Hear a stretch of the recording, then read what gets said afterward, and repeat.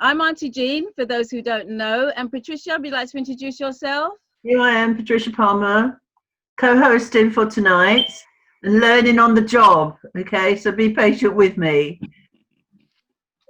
Okay. No problem. Thank you.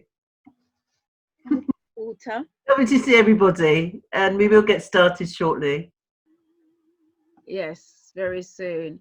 Yep, okay. I think a couple of people have actually slipped through and got on. All right, I'm going to make a start.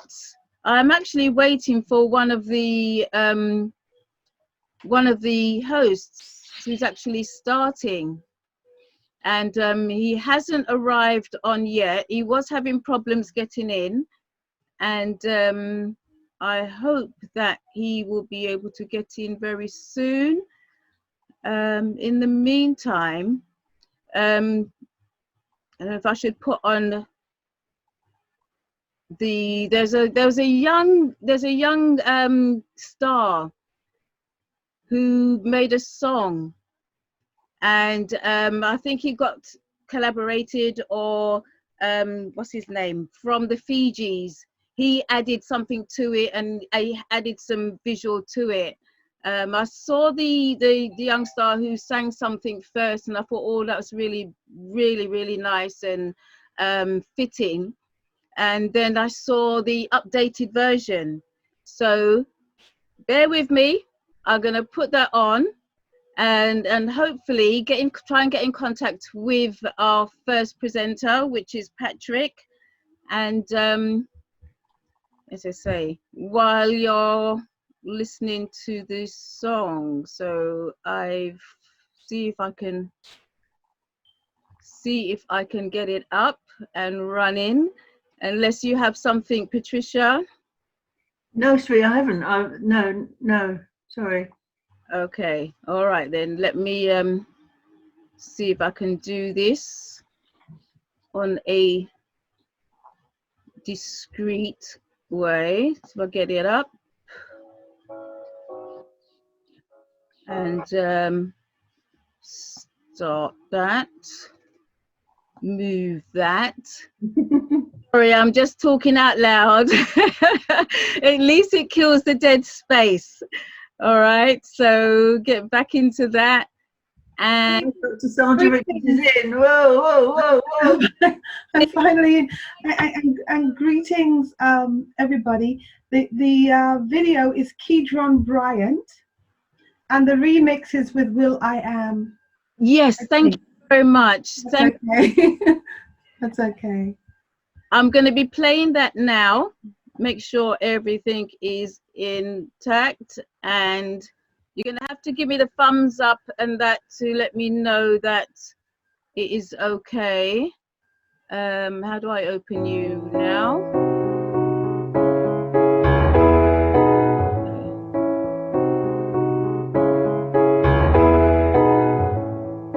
I'm going to start it back.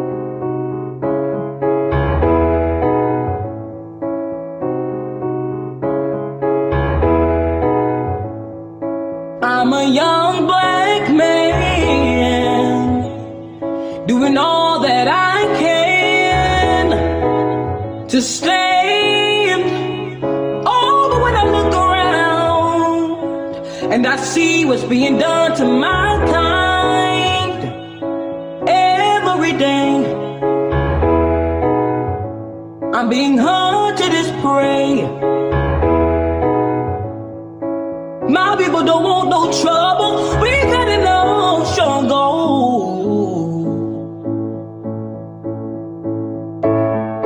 I just wanna live. God protect me. I just wanna live. I just wanna live. I was just a black boy brought up in the white world. I just wanna ask God if I'm in the right world. Is my life a test or is my life a curse? They put us in an ambulance, got us in a hearse, cause another brother deceased, but it doesn't matter. Killed by the police while we in the handcuffs. I don't wanna take a knee, I just wanna stand up. Where's the new Huey P? Call it Black Panthers. Just do the math, they subtract us like minus. Fuck COVID, KKK is the virus. We are not afraid, we will not stay quiet. They will always label a rebellion or riot. Kill a black man seems to be their assignment. White supremacists terrorize the environment. Guns and the canine, tasers and sirens. I just wanna live, I don't wanna live violent. We don't want violence. My people don't want no trouble. We got it all, sure go.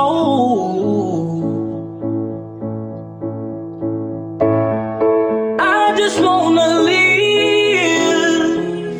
God protect me. I just wanna live. I just wanna live. I just wanna live. God protect me. I just wanna live.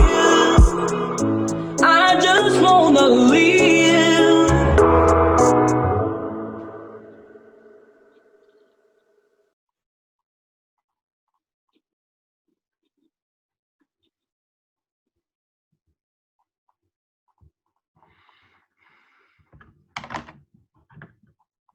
Sorry. Yes, I come across that today, and as I said, it's very touching and poignant, and for a young man, it just goes to show how deep this really goes with all of us.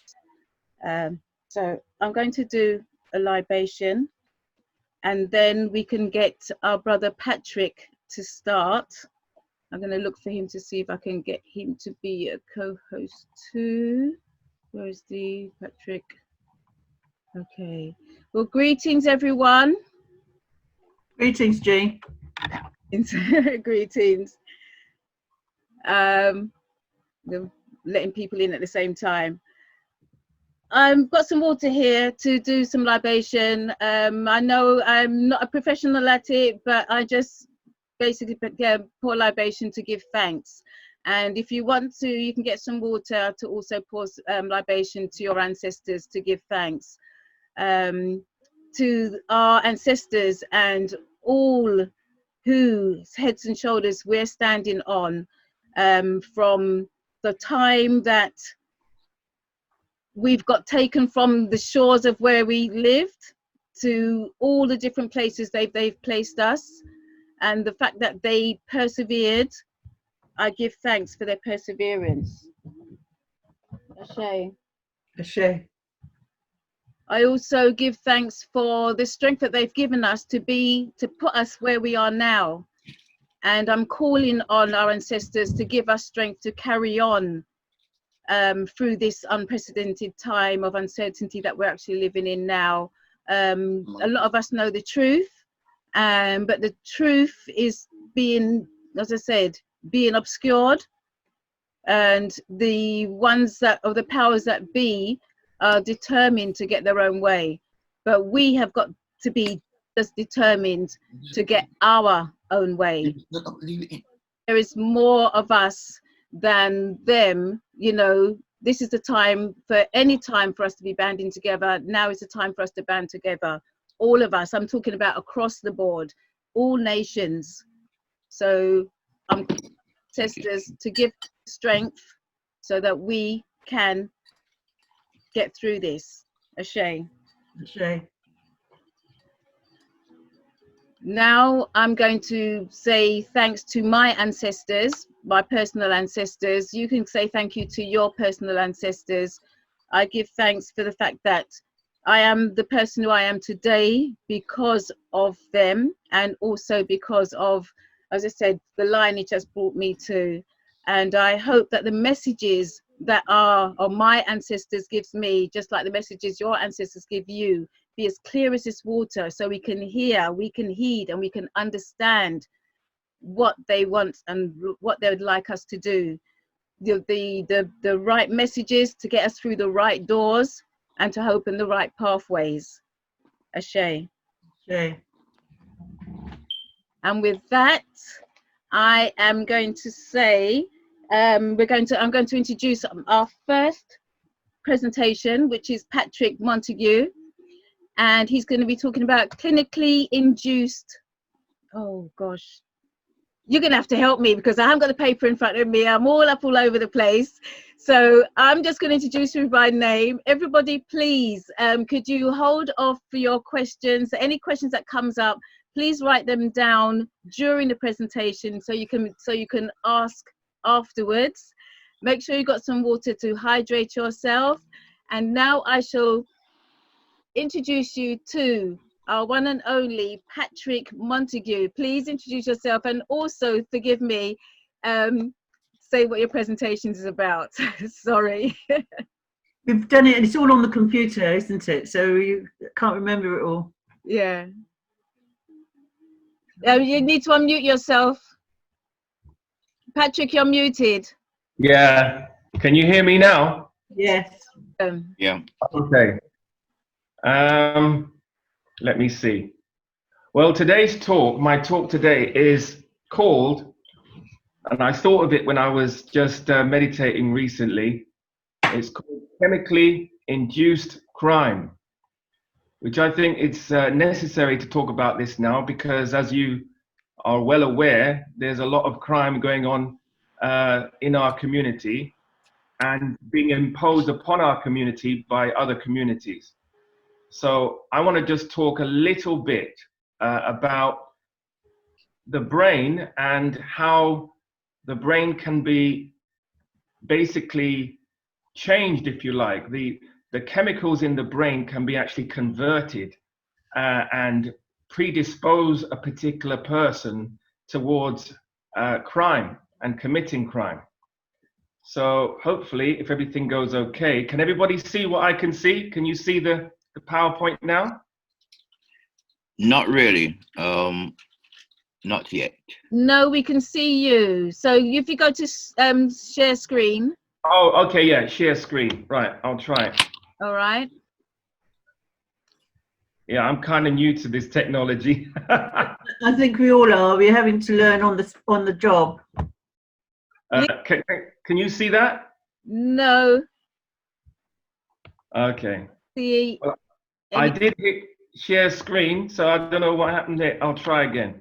So if you is this PowerPoint open? Is it open? Yeah, the PowerPoint is open, and I've chosen it on the thing that's come up. So I don't know. Maybe it's this one. So did you highlight it? And both also press. There's two buttons along on your left-hand side at the bottom. One is about the computer sound, and the other one is to optimize your screen. And it's what you want to show us, and then you click share after. Right. There you go. Can you see that? Yeah. You're in. Thank you. Yes. So basically, I'm going to be talking about the brain and how certain functions in the brain work and how the brain can be affected by the very food that we eat, and how the food industry actually knows exactly what chemicals and nutrients can actually cause an imbalance in our brains. Many people don't give this any thought when they maybe chomp on a hamburger or they chomp on some Doritos or whatever, but this is what's going on in our brain, and this is one of the reasons why people are chemically induced to commit crime.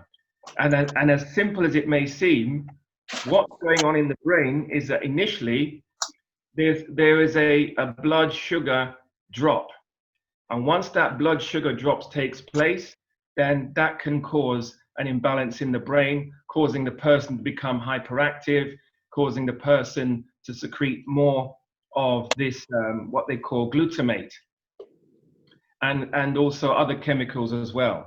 So, but let's start from the very beginning and look at what really happens from the moment we come into this world.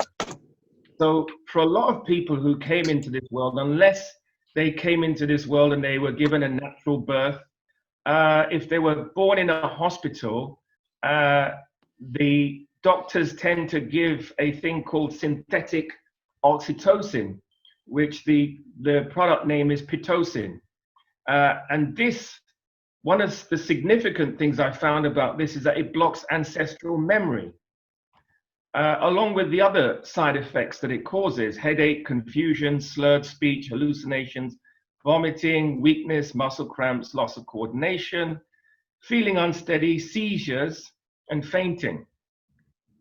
But the main thing here is that it blocks your ancestral memory, so stopping you from being able to communicate back to your ancestors. And Auntie Jean was just demonstrating earlier on doing the libation. She clearly is able to communicate back to her ancestors like we should all be doing. But sometimes you might want to speak about doing a libation to certain people and they wouldn't want to listen to you. They would say, what do I want to do that for? Those people are dead, or whatever reason they might choose.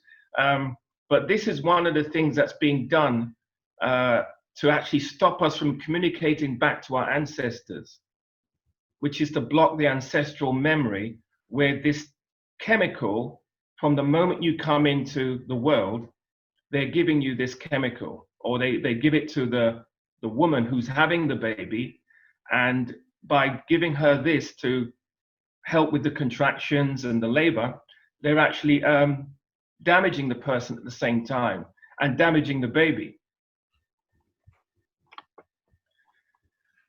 So now, aside from the fact that they're giving young black babies vaccinations, which are also damaging, they give you a diet, or they typically promote a diet that is low in thiamine.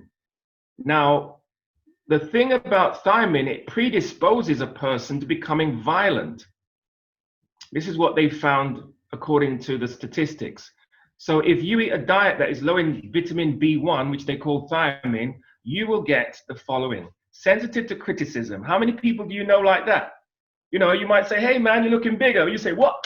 You calling me nigger or whatever? You know, people are like this.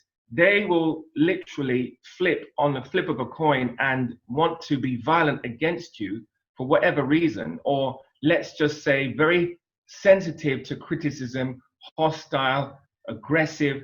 These are the symptoms. These are the side effects of you having a thiamine deficiency, along with possibly being depressed, easy to anger, inability to think clearly.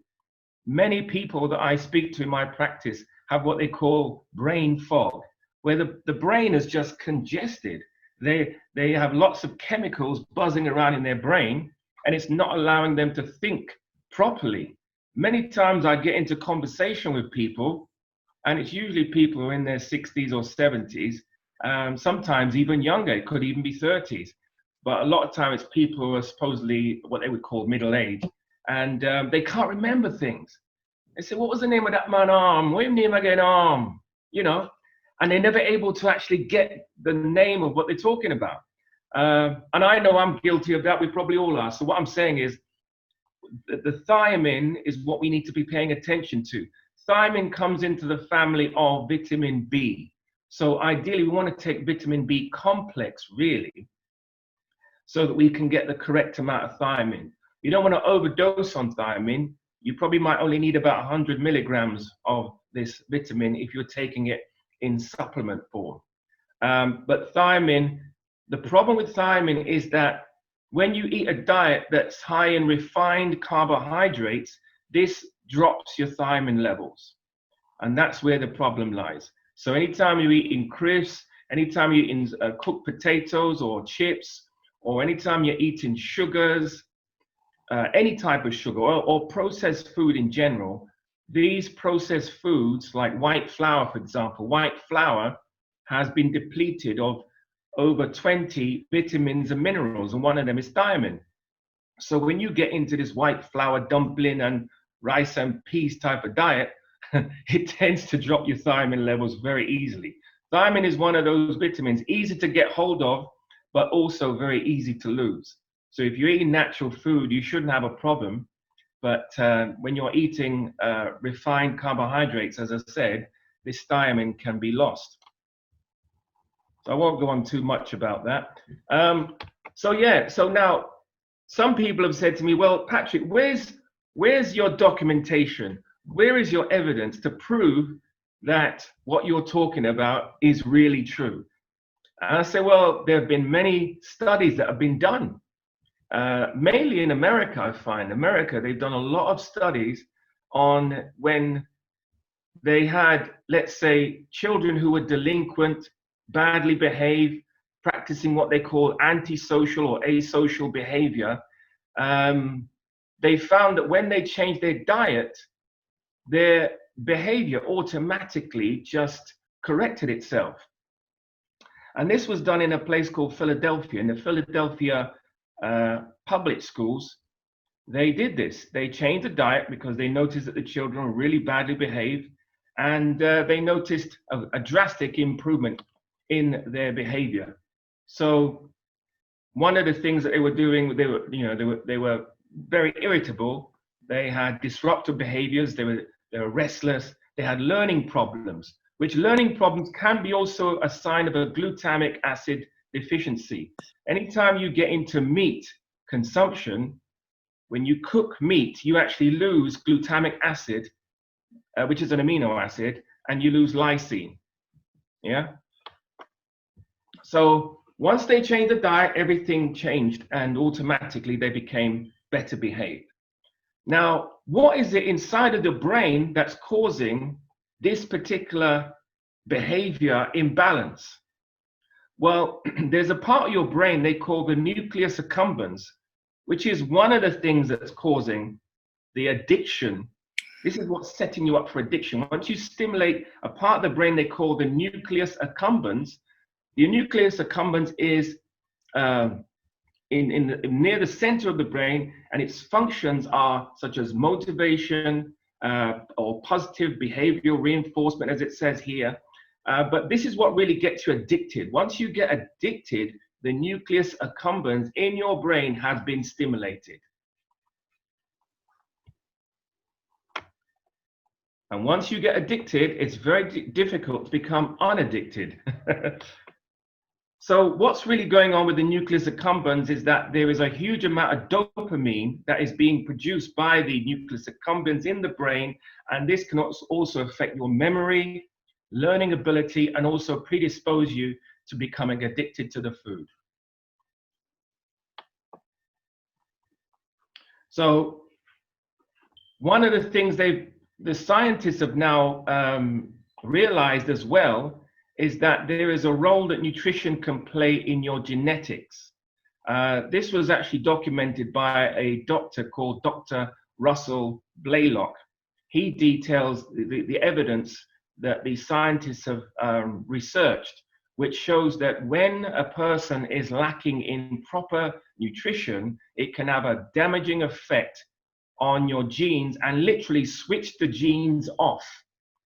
If a parent drinks alcohol, this can affect the growth and the development of a child for 3 generations, you see. And also sometimes can predispose a child to becoming addicted because you're taking in an addictive substance into your body. So for example, when you drink alcohol, it's not just alcohol you're drinking. You're drinking a long list of chemicals. So for example, in wine, you've got about 70 toxic chemicals. In beer, you've got 30 toxic chemicals. One of the toxic chemicals you can find in wine is PVP. And there are other chemicals, but PVP is what they use in hairspray. What it's doing in the wine, I've no idea. But for mostly, what they're trying to do is to preserve this wine, to keep it and make it last longer. And they don't really care what they have to do to make a product last long as it can make money for them. So now, there was a doctor by the name of Dr. George M. Gould. He discovered that nutrition can affect behavior from as far back as 1910. So this is not something new that I'm talking about. This is something that's very old information, and I'm sure you all know that our ancestors knew long before Dr. George Gould in 1910 that the food you eat can actually affect your behavior and your state of consciousness and your overall well-being. But it's only now, recently, since certain children in school have been misbehaved, now they're starting to slowly pay attention to diet. And it is very slow, because a lot of times when these people are in the schools supposedly giving the children healthier food, there are still some unhealthy foods that they're giving to the children as well, which is still setting them up for a psychological, physiological problem. But bear in mind, this has been known for literally over 100 years, that the food has always played a role in your mind and your state of consciousness. Now, this particular piece here is about the effect of sugar on the brain. And what they found is that in prisoners in America, they found that 75% of them had problems with high sugar levels, which led to hyperactivity. And they had this high blood sugar problem since they were children. There was one particular person who almost committed murder. His name was Raymond, where what happened, his mother would give him sugar when he would become hyperactive when he was a child, and it would calm him down. And then all of a sudden, shortly afterwards, he would need more sugar so that he would become calm again. And yourselves as parents, you may well notice when your children, you give them certain sugary foods, it calms them down for a bit. And then after maybe a couple of hours, they become hyperactive, they become sometimes aggressive or want to fight somebody. And all of this is down to what you're putting in the child's mouth, the food intake. It's very important. So now there was a doctor called Dr. Stitt. He stated, he's done some research on young offenders. And he says that when young offenders were consuming high amounts of sugar, i.e. such as NutraSweet or sucralose or whatever, 56% of them violated their probation. But when they changed their diet, that figure dropped down to 8%, only broke their probation. So look at that. Just from them changing their diet, they've actually stopped the young offenders from breaking their probation. So this is a significant landmark. Eventually, I see that the way things are going, the people who control the food industry are going to have to really listen to what the people really know and what the people think and what the people have observed. The people have observed that food is definitely having an effect on how people behave. And it can actually, if a person is consuming the right diet, a balanced diet, it can actually reduce the crime rate. Research studies show hypoglycemia could initiate anxiety, neurasthenia, hysteria, and psychosis. This is absolutely true, because what's going on is that when the blood sugar is being dropped, it's like a positive feedback loop. The blood sugar drops. When that happens, the person starts to produce what they call norepinephrine and epinephrine, which are adrenal type hormones. And these adrenal hormones then cause you to become irritable, and that causes you to produce glutamate, which then makes you very hyperactive and possibly a lot of times aggressive. It's a cycle. So once they get you in that cycle, it's very difficult to get out of it, because you're constantly wanting more sugar to fuel you so that you can actually feel normal. A bit like a person who drinks alcohol. After a few years of drinking a lot of alcohol, they want to drink more alcohol, not to feel high anymore. They just want to feel normal. That's all they want. They just want normality. But normality is never a thing they can ever really get. So they go from a point where they're shaking a lot, then they drink the alcohol, then they stop shaking, and then they just still feel a little bit weary, or they just don't feel themselves. They feel a bit jittery. So they're never really balanced, because you cannot get a straight piece of wood from a crooked tree. The alcohol is always going to cause an imbalance, and so is sugar. So what we're really seeing here is that the same effect that alcohol is causing, which is a drop in blood sugar, same thing that sugar is doing. Sugar in excess is leading to high insulin production, which leads to hyperglycemia, which is what I said earlier on, leads to norepinephrine and epinephrine production, which is going to stress you, and that leads to the glutamate and cortisol production, which these are basically stress hormones that your body is producing because your body is under stress. Now, here's some research that was done by the Alabama prison system. When the diet was changed to a healthier diet, there was a 42% decrease in violent behavior in the Alabama prison system. Look at that, a 42% decrease in violent behavior just by changing the diet alone. So this is giving an idea of how when you basically eliminate or drop to a very low level sugar and processed foods and convert to a natural diet, the benefits you can actually get for yourself. It will basically be giving you more balance when you eat natural greens, whole grains, nuts, seeds, and so on.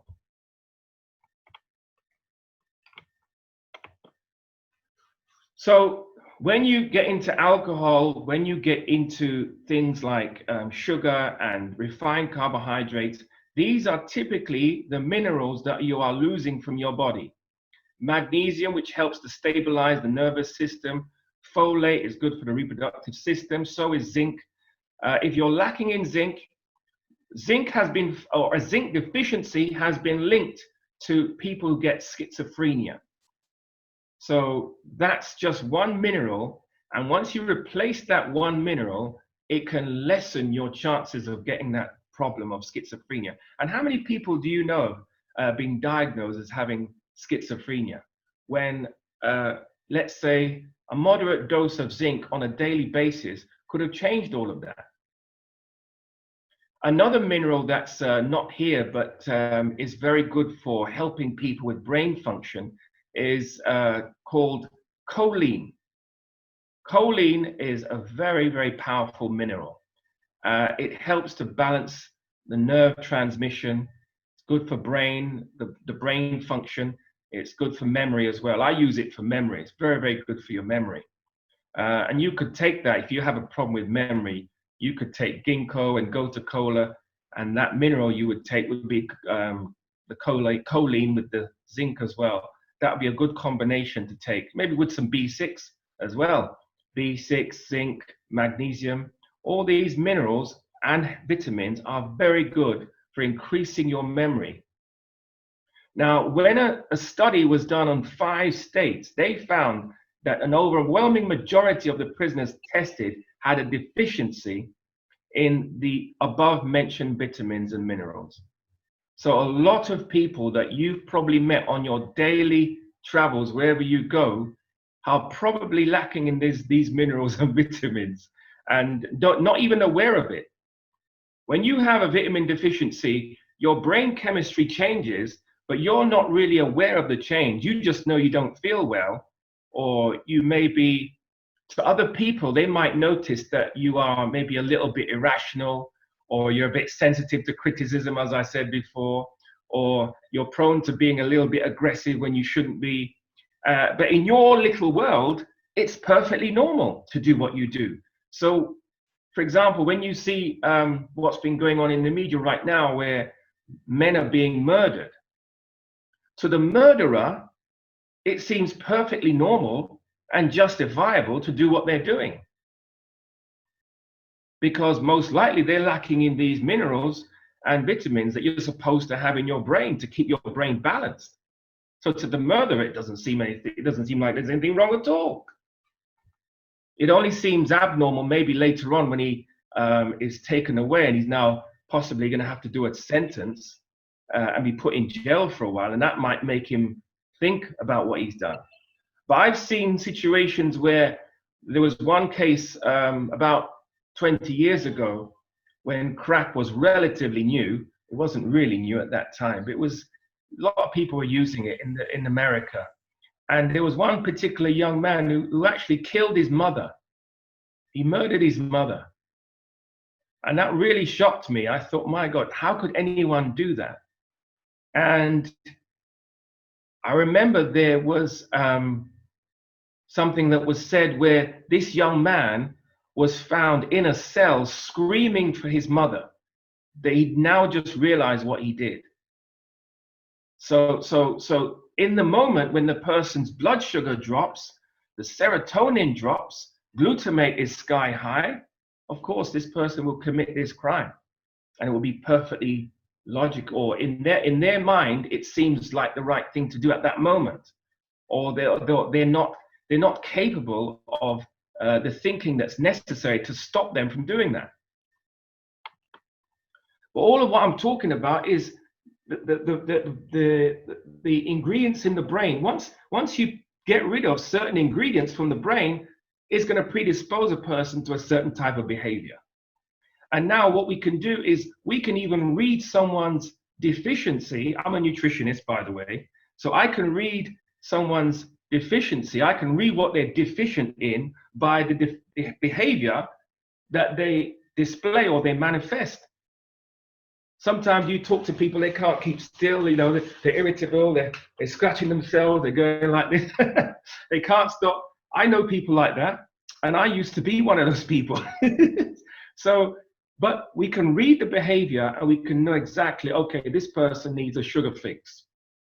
They need a sugar fix because the problem that they've got with the sugar is not going to be solved overnight. So for the time being, they're going to have to get on some sugar for the time being until they wean themselves off of it. Because there are lots of dynamics with sugar. One of the things about sugar is that sugar can set you up for a seesaw addiction. There's a thing called a seesaw addiction with sugar. So what this seesaw addiction is, when a person tries to cut out sugar, typically they'll want to crave salt. And sugar is the ingredient that's associated with love and affection, and salt is associated with anger. So now when you cut out sugar out of your diet, you say, oh my God, and you may be angry. So now you want to gravitate to something that's crunchy, like a packet of crisps that's loaded with salt, to soothe your anger.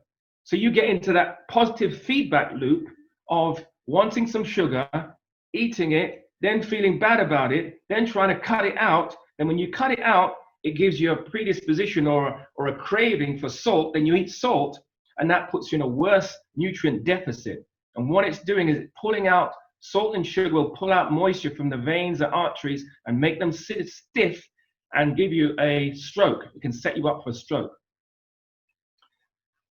So the healthy diet is the only option we have. And if we don't go down this path of basically utilizing a natural diet, a healthy diet, there are going to be a lot of casualties as a result. And again, there's lots and lots of evidence and lots of studies that have been done on children, on adults, to show that yes, a healthy diet, a whole foods diet is way better than eating a junk food diet, even though the junk food diet is well advertised and people know about it, like most people know about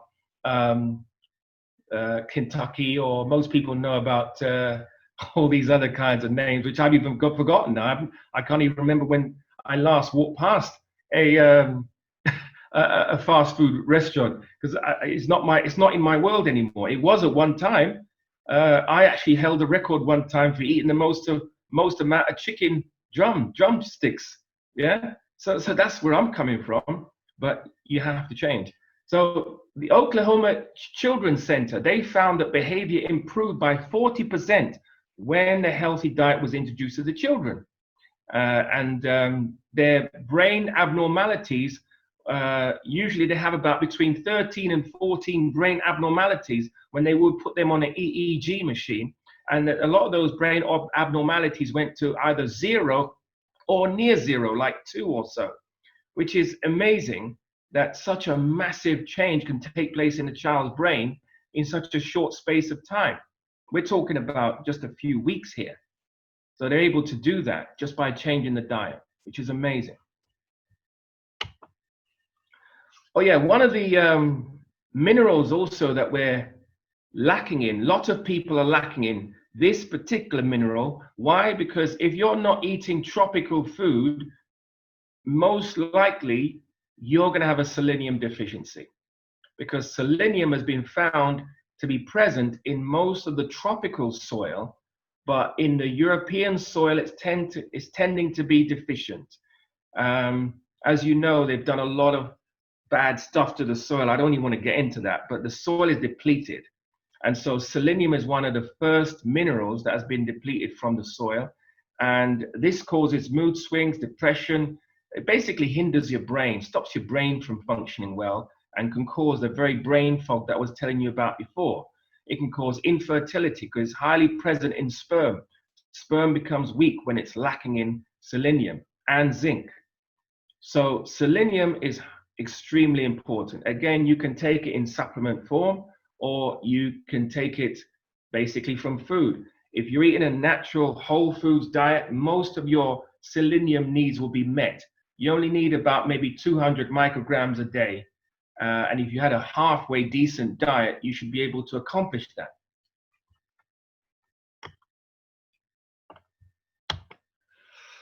So yes, this is how things have radically changed since 1900. In 1900, people were only eating 4 pounds of sugar on average a day. Now the average person eats 129 pounds of sugar.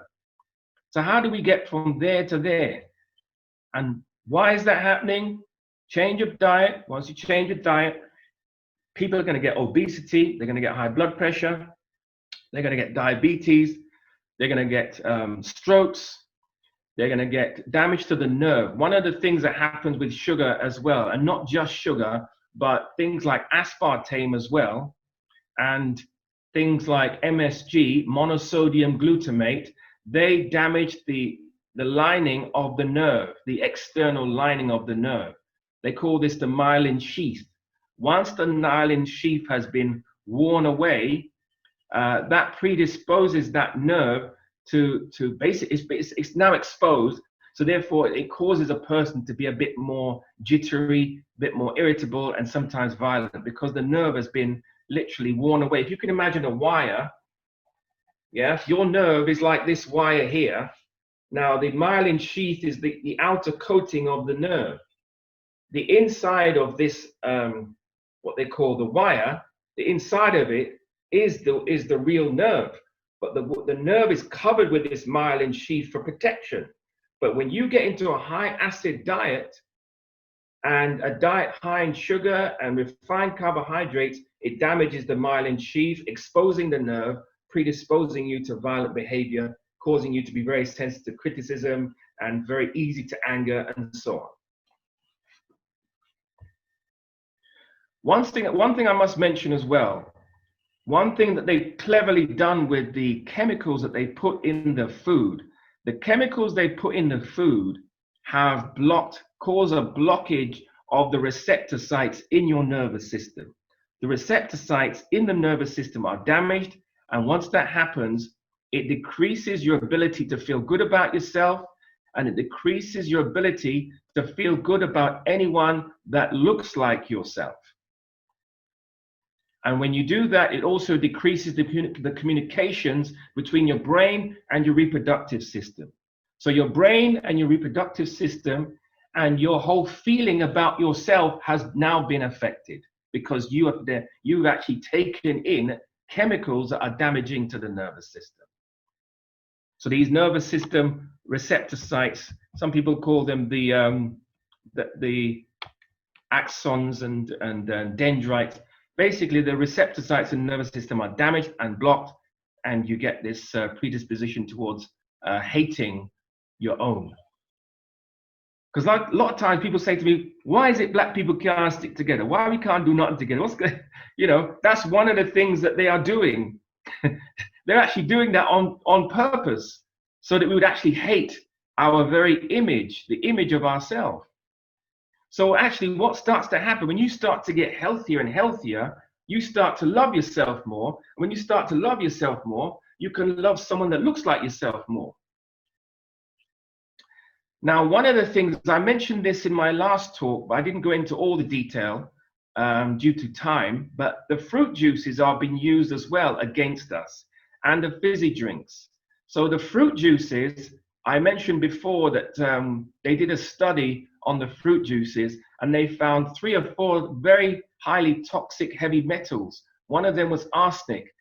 Arsenic, they found high amounts in what was it? It was the apple juice. The apple juice contained a lot of arsenic, and this is what's causing a lot of damage to the brains of a lot of people. But it's also high in sugar, and since 1974, sugar consumption has doubled, and this leads to an increased amount of free radicals in the brain and causes the cells to age. So that's what's going on. When you drink a lot of fruit juices, when you drink a lot of sugary drinks and things like this, you are causing the cells to age. And when you get into what they call excitotoxins, which are aspartame, MSG, what you now are doing, you are causing the cells to become excited. That's why they call them excitotoxins. Excitotoxins cause the cells to kind of vibrate like this, and then they just explode or die. So now, as I was saying before, there is a certain part of the brain, they call this the temporal lobe. They can actually put you on a machine called the EEG machine, and they can stimulate this temporal lobe.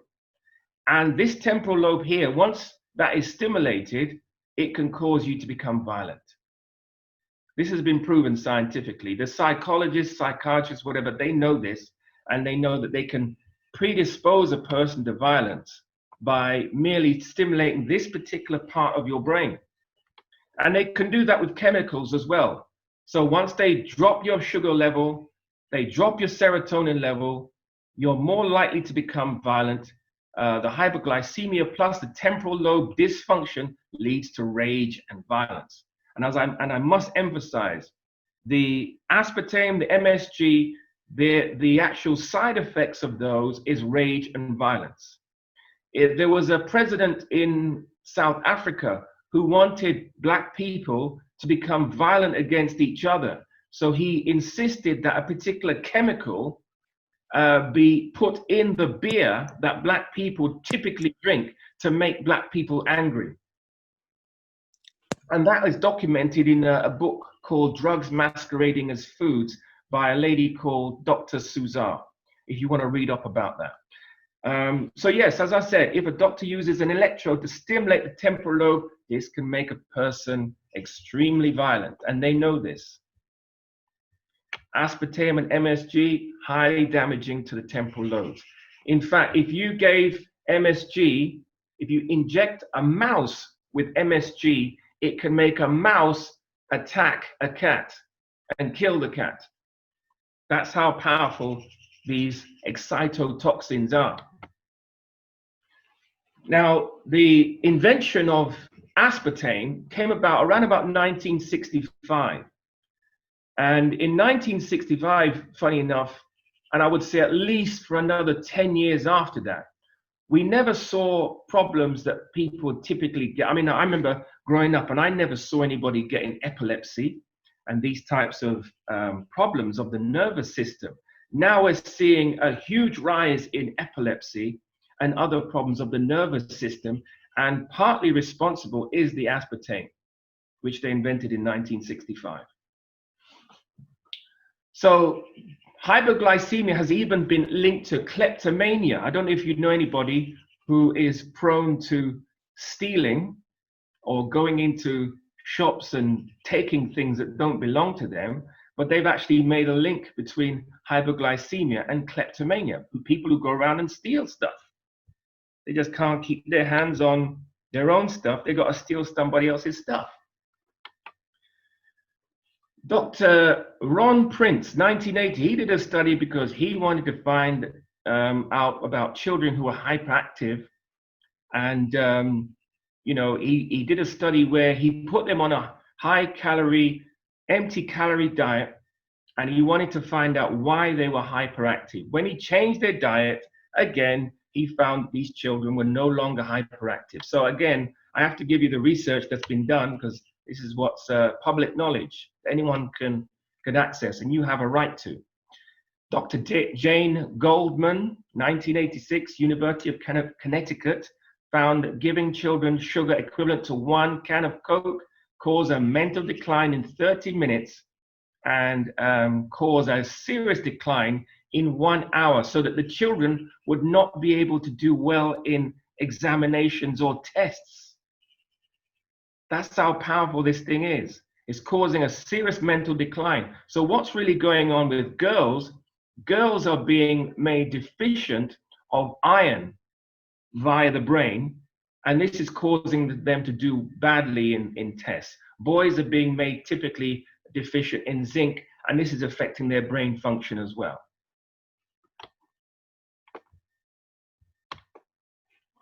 So another one of the drugs that they supposedly gave us to get rid of our problems.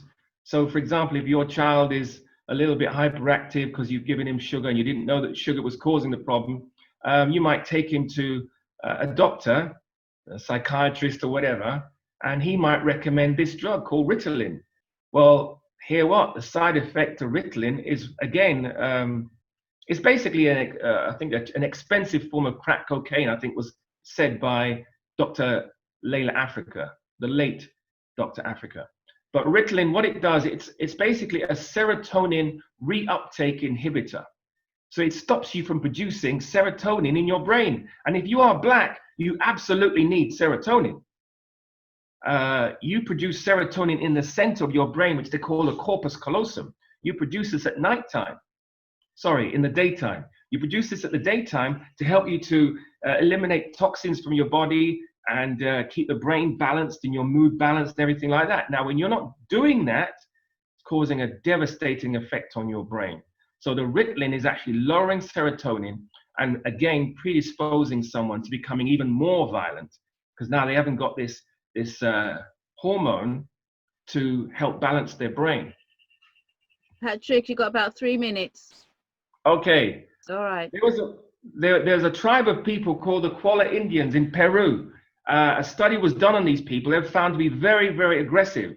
When they changed their diet, again, they noticed that they were less aggressive. I haven't got the statistics on how their aggression decreased, but they were extremely aggressive. And this was down to the potato consumption. So potatoes as well, cooked potatoes, can also cause you to have a spike in your blood sugar. Your insulin levels become depleted as well and predispose you to becoming violent and aggressive. So really, that's the essence of what I wanted to say.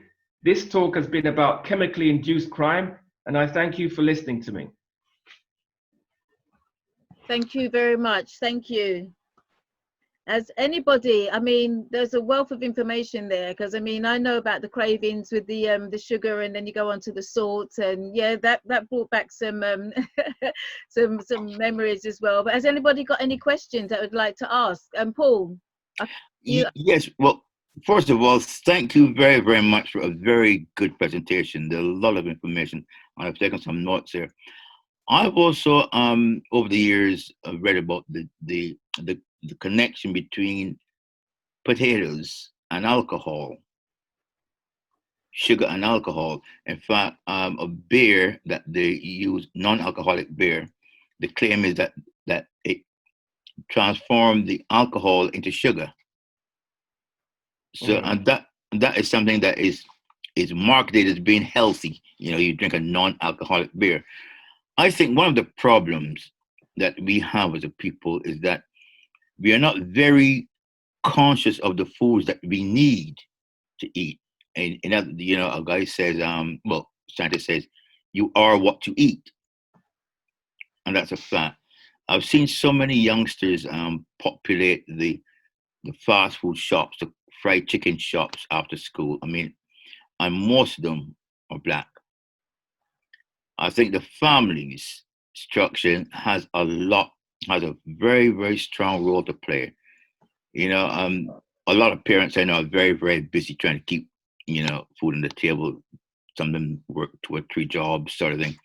But it's very important that families actually cook at home and encourage the youngsters to leave school and come straight home to get a decent meal. You know, but I'm happy to say that. Thank you very, very much for a very good presentation. Do you write any books at all? I'm in the process of writing one at the moment. Good. Yeah. Good. Well, keep us informed then, you know, and definitely. Yeah. I will buy it. My pleasure. Could we ask Paul to put Patrick to put his email and details in the chat, please?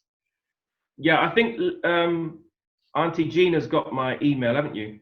Yeah, but maybe individuals may want to take it down and maybe Okay. make contact with you, you know, following on from this presentation. I could just give it to you now then. It would save me writing it. You can. So basically, my email is lordmontague1@hotmail.com.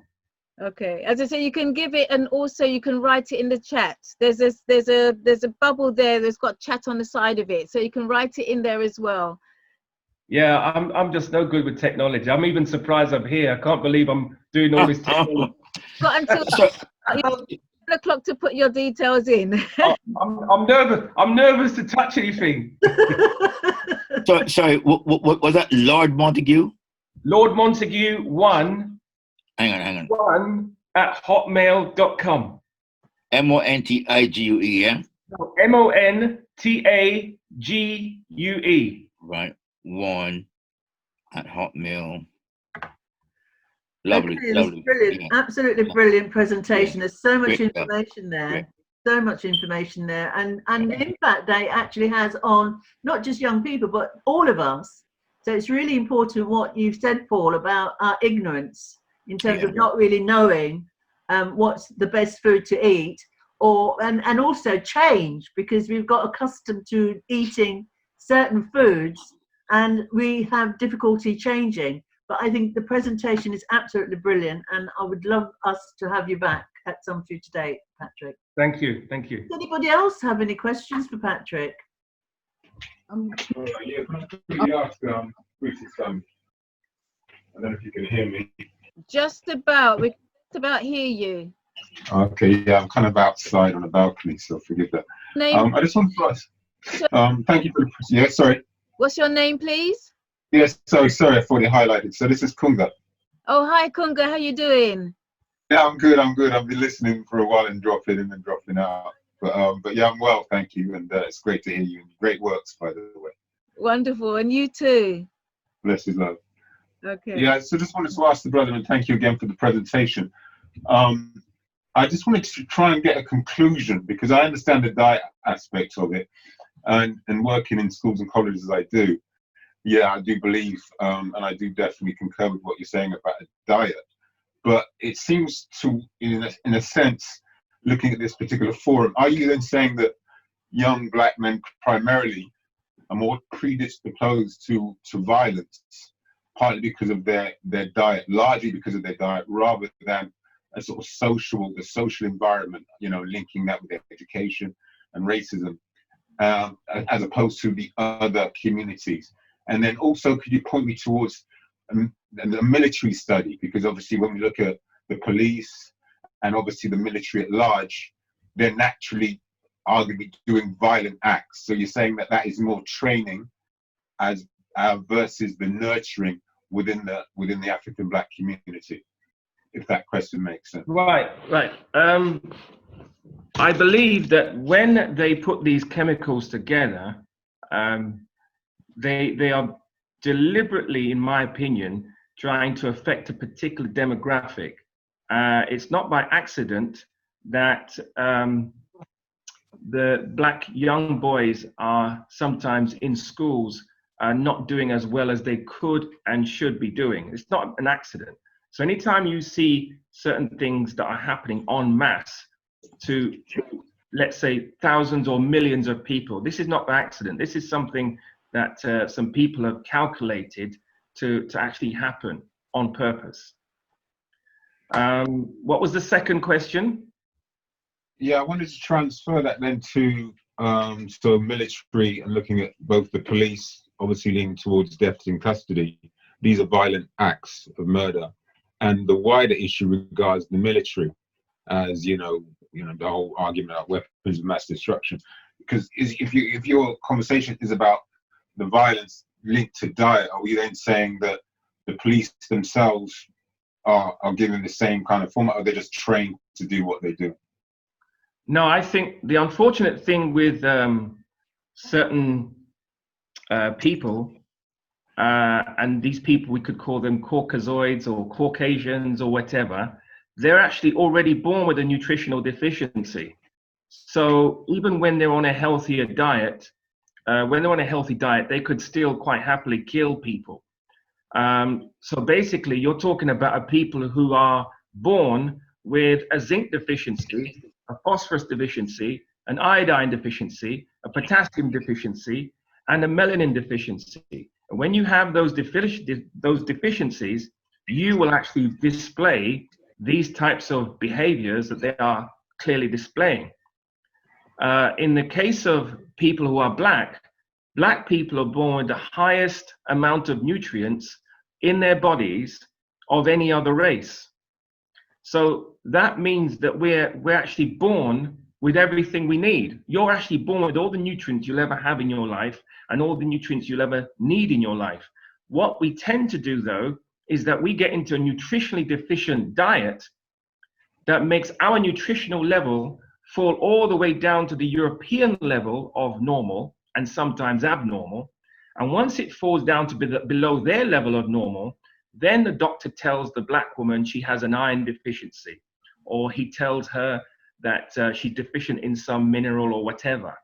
But what's really going on is that those people are naturally warlike, in my opinion, based on their genetic makeup, based on their melanin deficiency, which they have from their history, from their genetics. It's innate. Okay, bless. Thank you for the reasoning. Much appreciated. Thanks. Hello. I think we need to go on to the next speaker, otherwise we're going to be really, really tight for time. We can always come back to Paul. My name's Patrick. I'm not Paul. Always come back to Patrick later with further questions, or maybe you can put your questions in the chat and we can maybe respond to them as we progress. So Patricia, sorry to talk over, it's Bashti. What I wanted to ask Patrick was that he mentioned the word choline mineral, but can you just quickly spell it or put it in the chat? Yeah, it's called choline. It's CHOLINE. Thank you very much. Sorry, Patricia. Yeah, it's okay. Can I ask any, others, if you've got other questions, please put them in the chat, and hopefully Patrick will be able to respond, or we can raise them at the end. Is that okay? Yeah, good. Yeah. Jean? Okay, all right. Without further ado, we're going to move straight on to our next presentation. Her name is Empress Divine. Let me just switch over from the host situations. Empress Divine, are you near enough ready? Can you unmute unmute yourself, please? Are you there? Empress Divine? I can't see you. Can you see me now, or can you hear me? I can hear you. Wonderful. Can you see me? Yeah. Camera. All right. Unmute yourself, please, Empress Divine, and also put your camera on. That's brilliant. Yeah. Thank you. And Patrick, could you close down your screen, please? The screen share. Oh, sorry. Okay.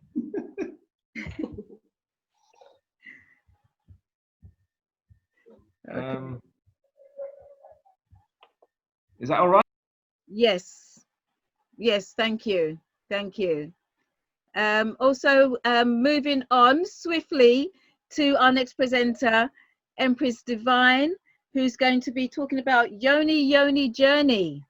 And unfortunately, because there was a lot of going on this just before, I wasn't able to draw out the email. So please, Empress Divine, could you introduce yourself, please? and let everybody know who you are and what you do.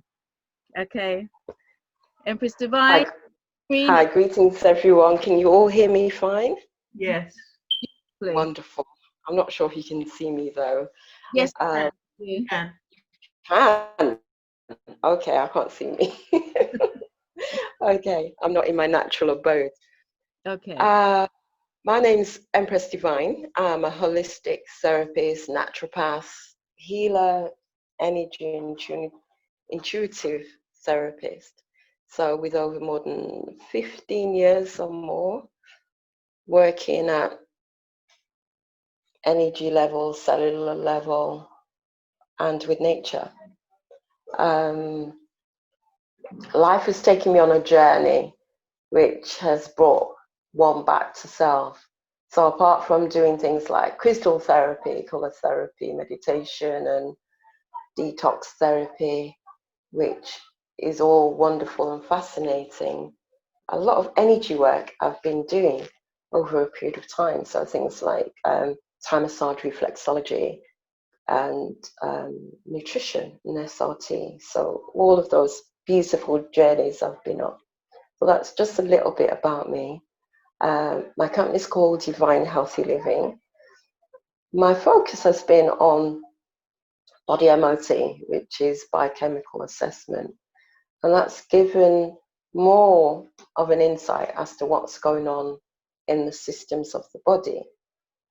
But on this presentation, I want to just touch on the yoni and how our systems, especially with the woman's female anatomy, has been affected in many, many aspects, in many ways. And what I found is that with a lot of the clients I've been working with, and my observation is that our wombs are definitely out of balance, both physically, spiritually, as well as connecting with our environment and our inner world and our outer world. And what I mean by that is that everything that we think, our thoughts, have a high frequency of energy, and that vibration affects every cell of the body. So every thought is going to the nose, the liver, the kidneys, the knees, the joints, the womb, the heart. Every cell of your body is listening to your thoughts. So if we can imagine that our thoughts are quite vast, in the sense that in a particular day we could go through many thousands of thoughts. On average, most people are not thinking positively or kindly to themselves. So there's a lot of stress, a lot of worry, a lot of procrastination, a lot of fatigue, even a lot of fear, as which was expressed in some of our presentations over some time. A lot of it could be fear of the unknown. But what I find is that a lot of my clients are also coming and presenting with concerns of past life traumas that have now manifested in this lifetime. So, for example, if we can think about when a man and a woman come together and they're wanting to engage with having a child, then the child that is coming forward is made up not only of the man and the woman, but all of the thoughts of that man and of that woman. So if our cells are listening to everything, and we're all connected through our ancestors and our DNA and our RNA are all connected, then we carry forward a lot of unresolved karmic issues that has not been paid any attention to. So, for example, what I mean by that is if somebody has come into this world, and we all come into this world via the womb, by the yoni, if a child growing up doesn't feel loved or accepted or welcomed, those aspects could be affected through what the mother was going through, or the grandmother or the grandparents were going through. Was those thoughts connected with, oh, I'm pregnant, or I'm expecting, I'm with child, and I don't want to have this child, or to be expecting to have a child, and the man's not there to support the child. Now, that thought is going through to the cells of that growing and developing baby that has found its way into the womb so that it can come into this realm, into this world. Now, growing up, a lot of people are suffering with stress, and we know that this is quite high. And unfortunately, we're putting ourselves into situations of going round and round in circles of not addressing the aspects of why certain stress are coming up. So it's not always going to be obvious with work or with children or other stress situations that's going on in the physical realm, but on a spiritual realm, on a energetic realm, it's going to show up and stay until something is done. Now, what I'm finding over and over and over again is that we're being brought into a world whereby it's expected that women are making decisions, or the community is making decisions that, well, I don't want to have a child, and I will be taking all sorts of contraceptions. And the contraceptions are not placed in a very favorable way in order to allow the body to function as fully as it should. So there's a lot of interruptions, so disturbed period and blood flow, excessive blood flow, a lot of pain, a lot of back pain, fibroids, endometritis. There's so many different aspects that's going to be affecting the womb.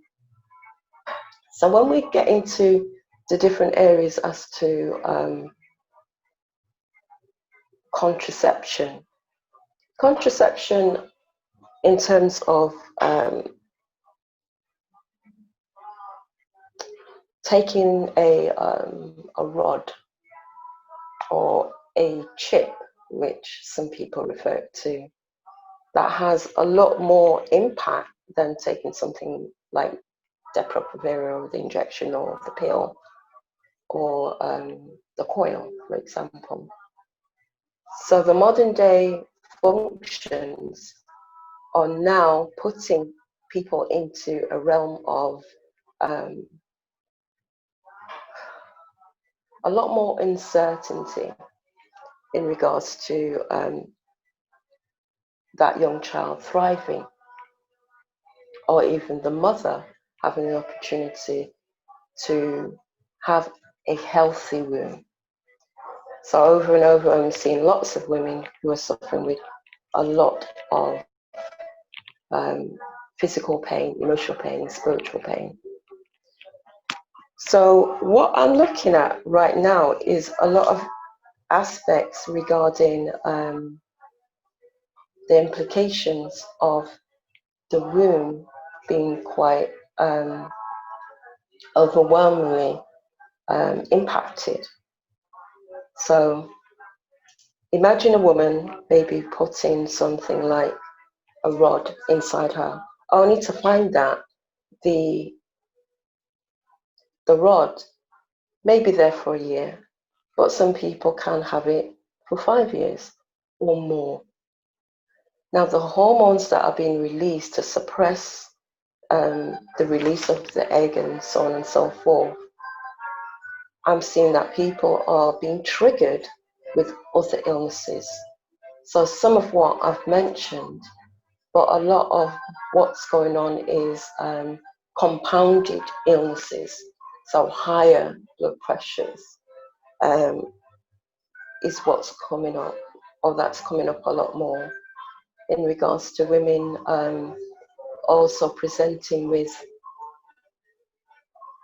diabetes, headaches, nausea, not sleeping, a lot of tension and high emotional disturbances, especially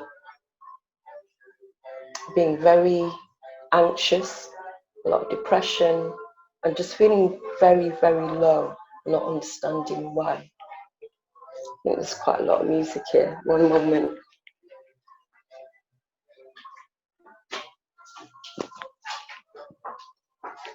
I realised that was coming from outside. Hopefully you can hear me okay. So these disturbances are compounding in such a way that our women are not just presenting with things like lupus or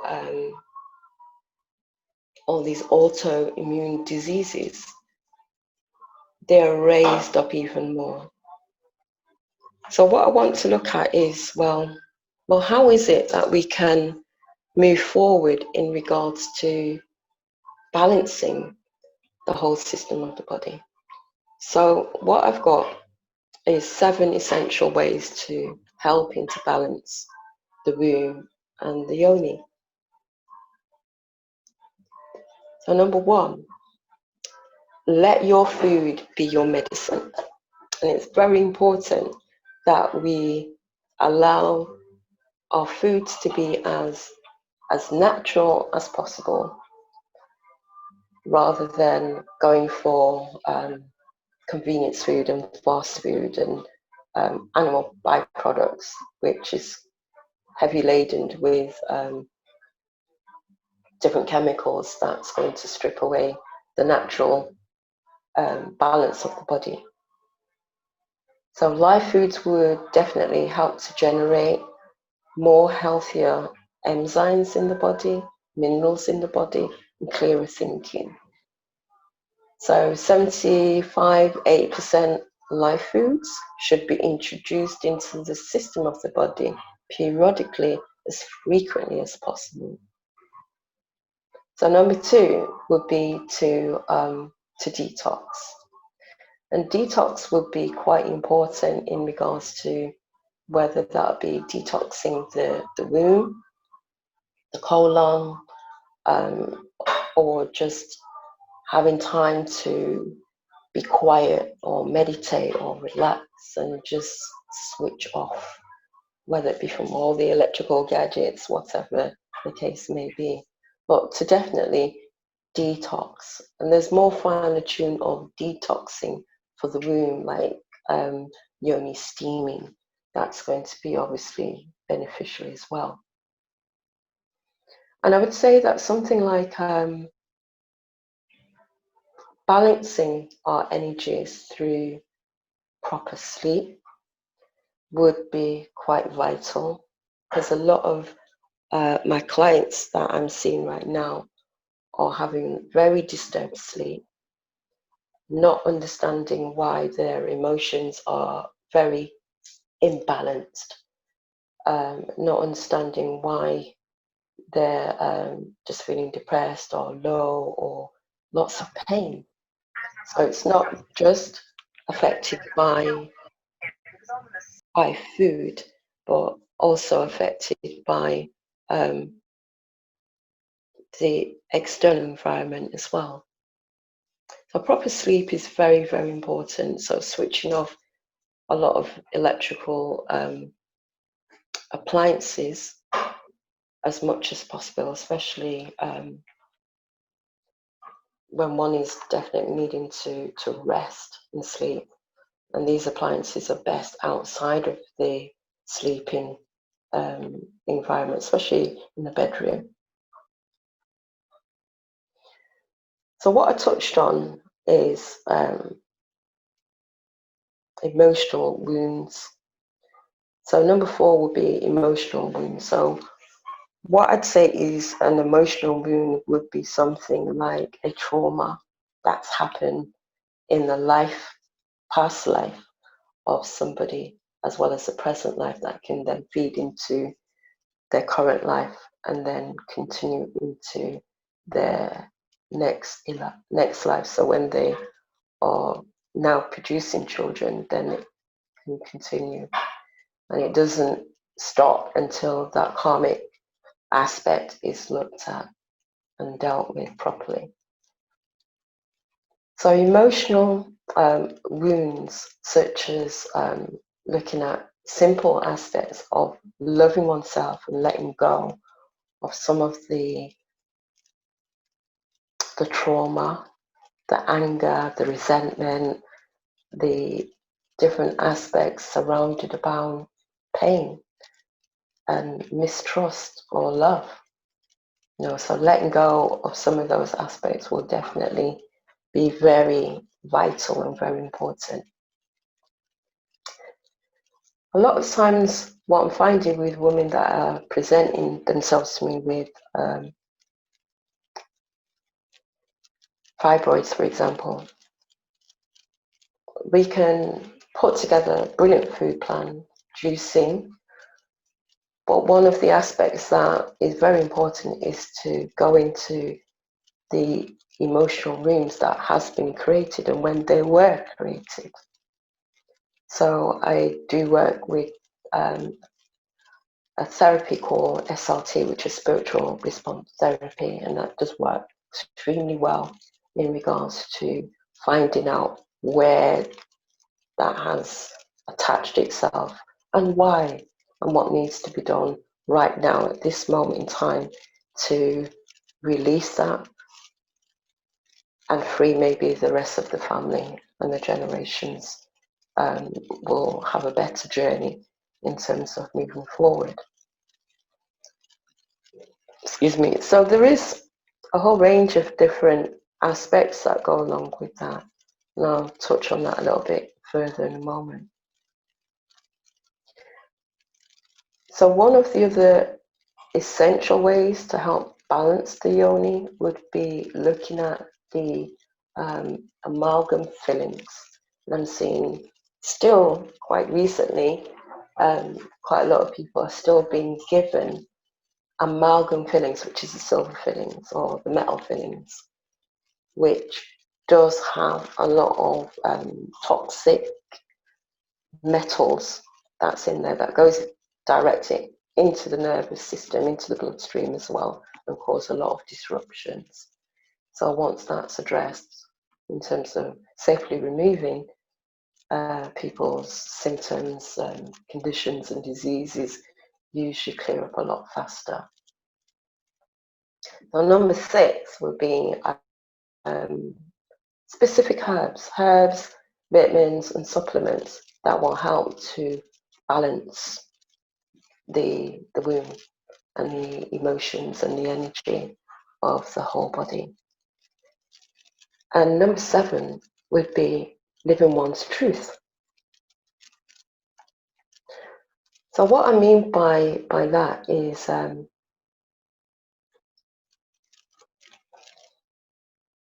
if we look at our old ancient system, whereby when a woman would decide that she would want to have a child, in the old days, we would be working more naturally with vibration.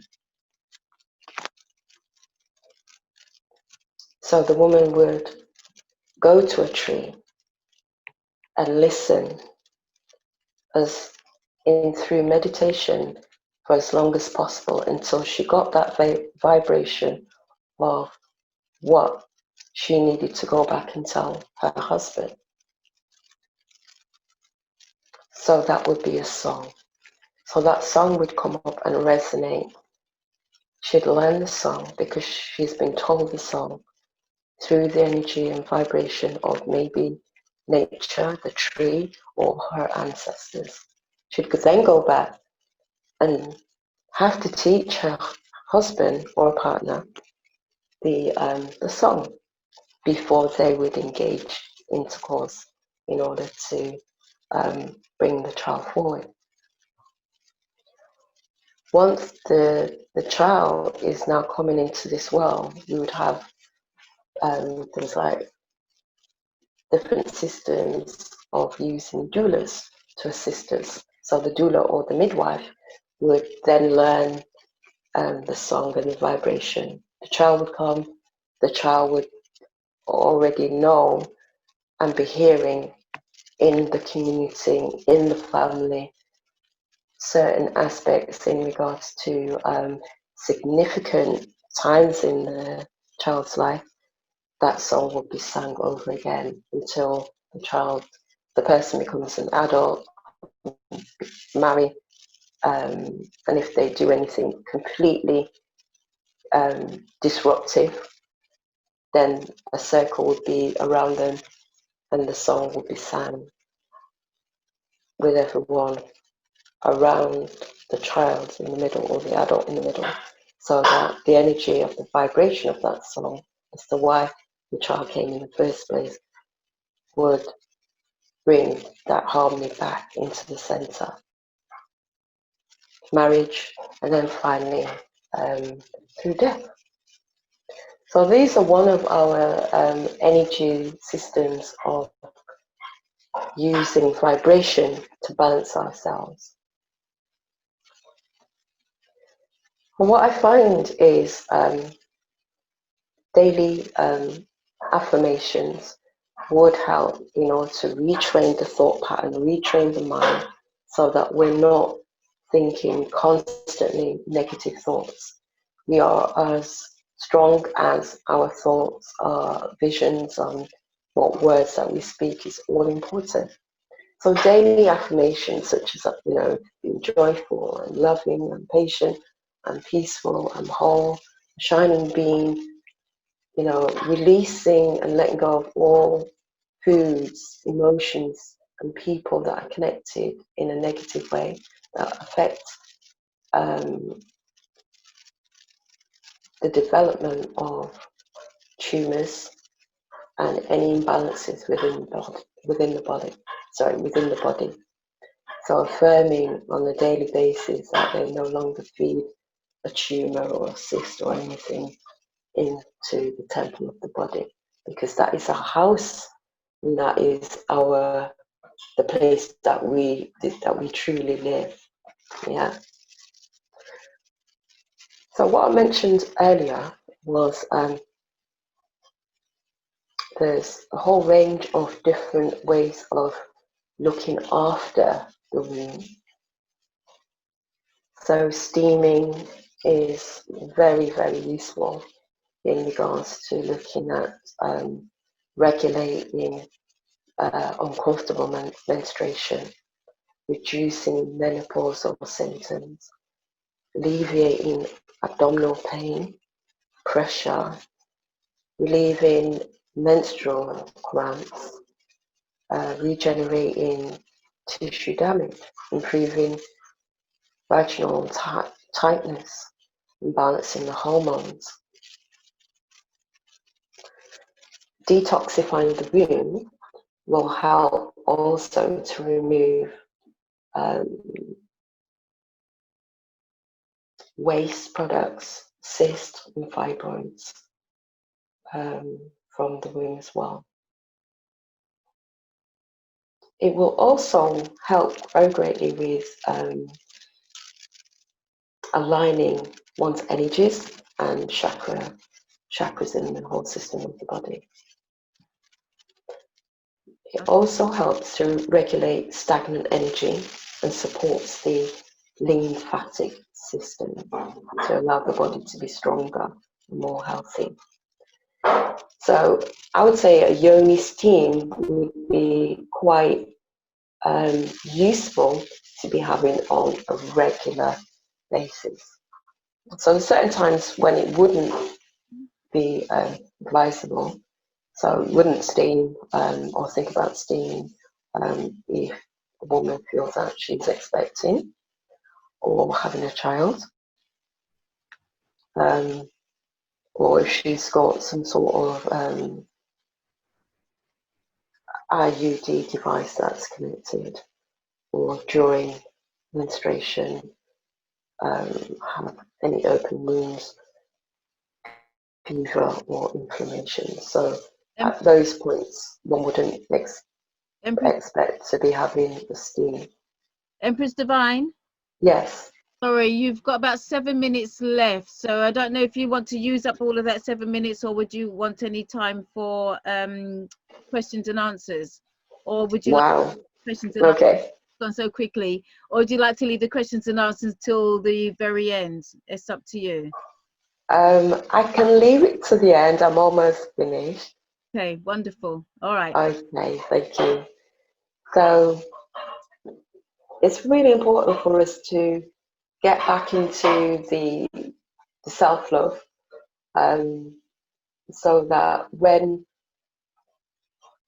women are deciding that they're wanting, especially to have a child, this is one thing that I really need to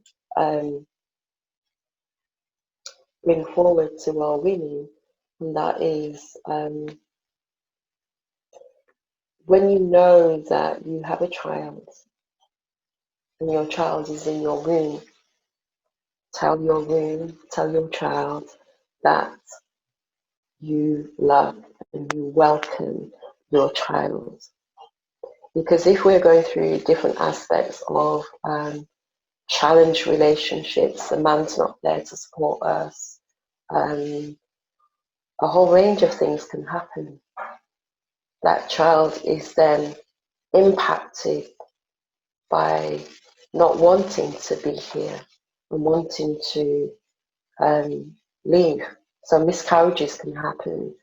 And when a child is born, one is wondering, well, where is the bond? The bond is not there because one hasn't told the child, or one hasn't found that energy and the vibration, or to sing, to find the tune and the vibration that connects with that child to say, I'm now ready for you and I welcome you into my room. So that's one thing that I really need to bring home to our women who are wanting to not only have a child, but for those children that they have, send energy and vibration of love to the children that you have. Whether you see them, whether you don't get on with them, keep that meditation of love open so that it will help to change their energy and vibration as well. The last thing that I want to leave you with is, I had lots more information I wanted to share in regards to essential herbs and oils. So I think I've got very few moments left. But things like turmeric, golden seal, frankincense oil, myrrh, sandalwood, lemon oil, lavender oil. Some of those are very, very useful in regards to using on a regular basis, in regards to having a bath, or maybe using on your body, on your temple, or around the womb. There's a lot more information that I do have to share in regards to how the body MRT interact with supporting the womb. So hopefully I'll get a chance to connect more details of that when I speak again. Well, thank you very much for connecting and tuning into the few words that I had to impart with the young journey. So may all your journeys be productive. Infinite love. So if you have any questions or want to leave it to the end, then I'm more than happy and I'm here to answer any questions. We got very little time for a lot of questions. Maybe one. Paul, I see you've unmuted yourself. Would you have a question quickly, and then we can leave the other questions till later on, and then we can, unfortunately we have no time for a break. We'll be moving on to our next presenter. So Paul, yes, no problem. I take it the word yoni is an Indian word for vagina. Is that correct? The yoni is the womb, yeah, the vagina. You're right. Yes. How does actually steaming work? I mean, what kind of substances would you use, for example? Okay, steaming would be done with herbs. So different herbs like calendula, flowers, and a whole bunch of different herbs would be placed in a bowl. So hot water would be building up with some steam. Right. The woman would then sit on a throne, so that she would then receive the steam through her vagina directly, and cover herself so that the steam would be encapsulated, so it's not going in the atmosphere of the room, but it's going to be maybe a throw would be around her, so that it would seal the area. So it's very It's calming. similar to having some menthol crystals and inhaling them virtually. That sort of thing. Well, you're not going to be inhaling it through your nose. No, I know, but it's in the process. Yeah. Yeah. But very, very quickly, I saw a program that I think it's a group of African women from a village in the southern part of Africa actually doing that as well, and it's a cleansing process. That's very important. Thank you very much. Yes, it's very important. Usually when women have had their babies, then it's an important time to do it then, so that the womb would go to its natural formation and cleansing the whole body properly. Thank you very much. Thank you. You're welcome.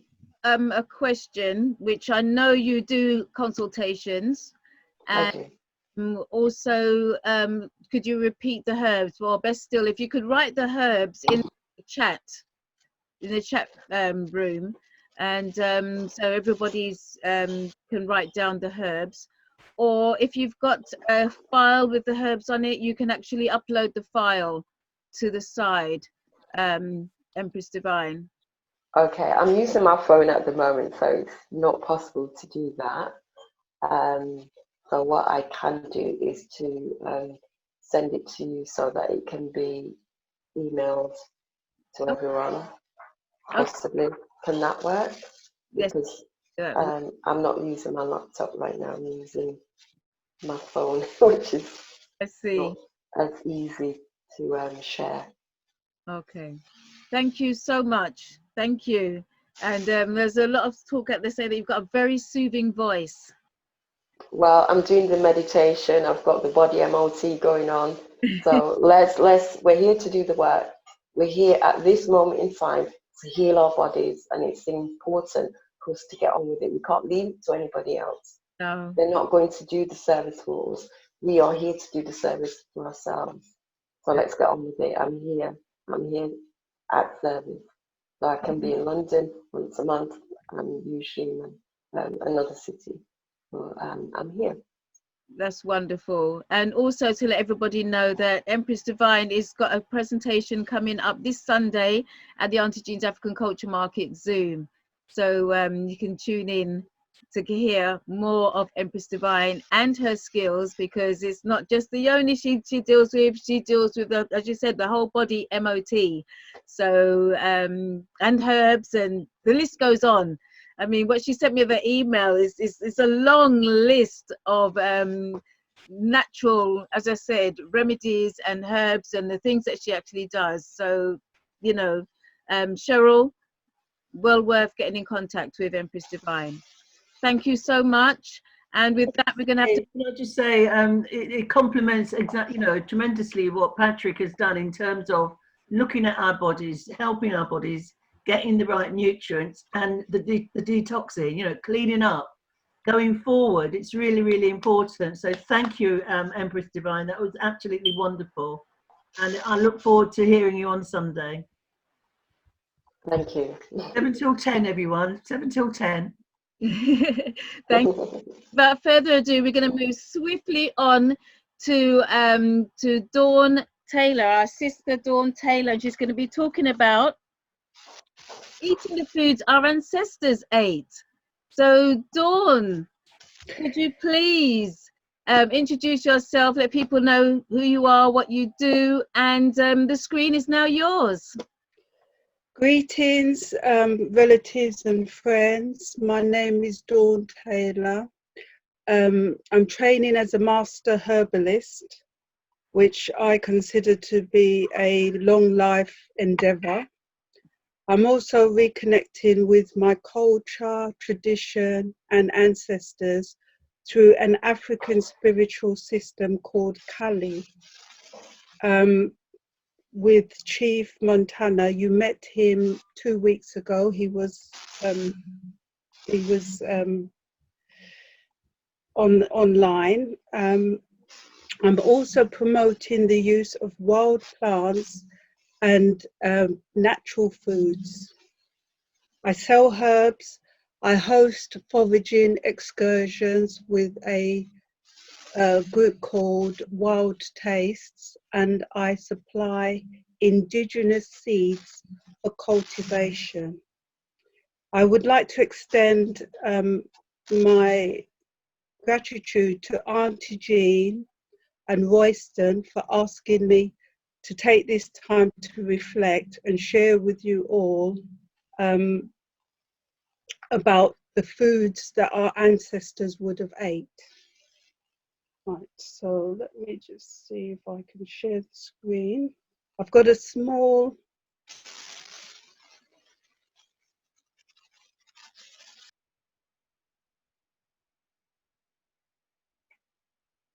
well, I had a small presentation. I'm not able to share it at the moment. Auntie Jean, can you hear me? It's telling me that I'm waiting. Yes, it's just a minute. Sorry, did you say something, Dawn? I was on the phone. No, I was saying, I was asking if you could hear me. Yes, we can hear you. We can hear you. I've got a presentation, but it won't allow me to share it.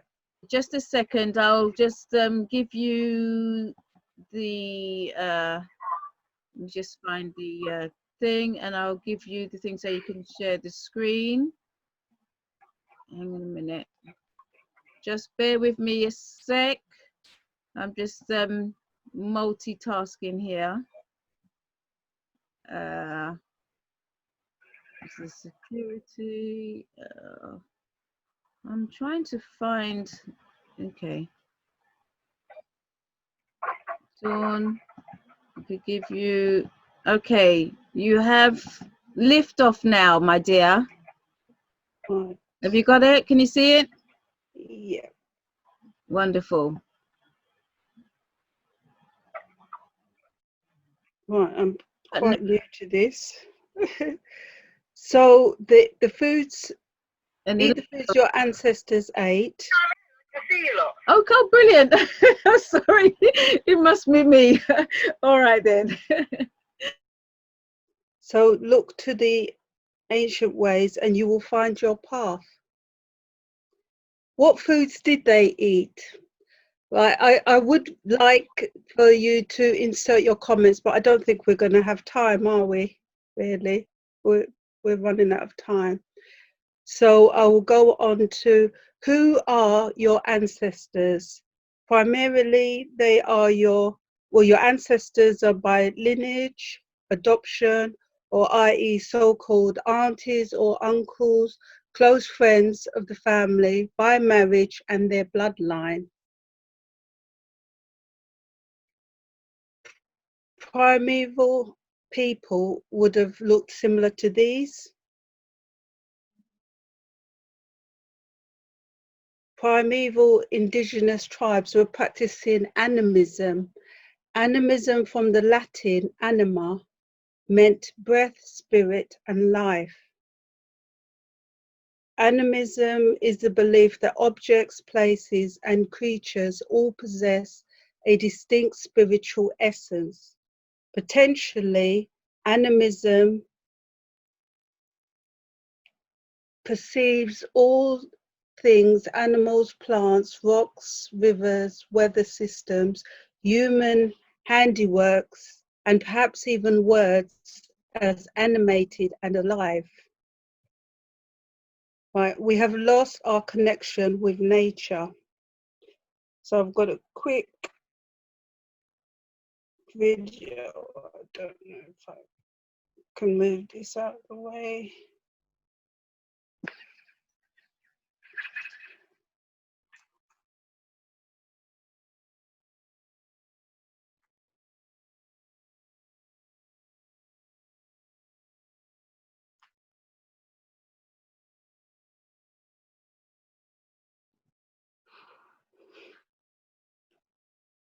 We don't have any sounds.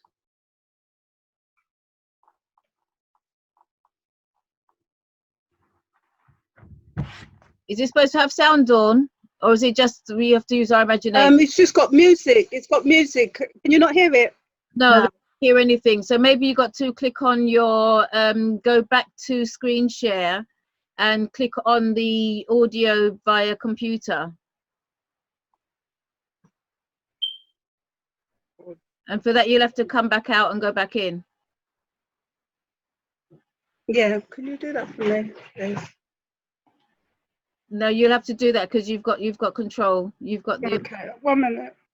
They can't hear the sound.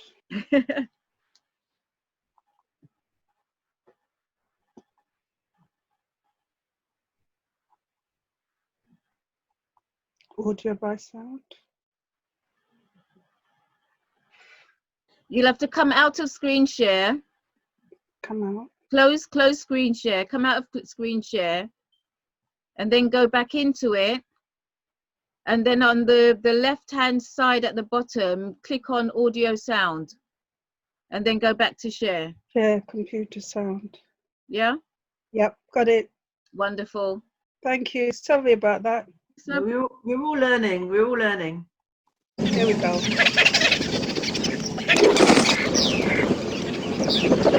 Play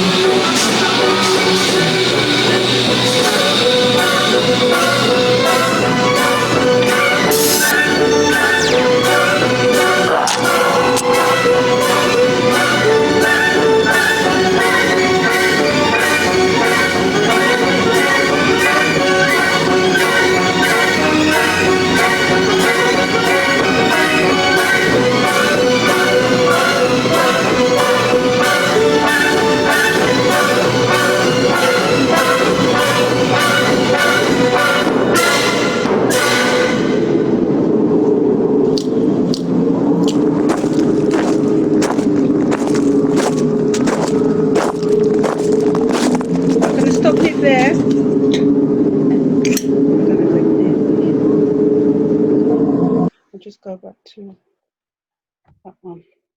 Okay.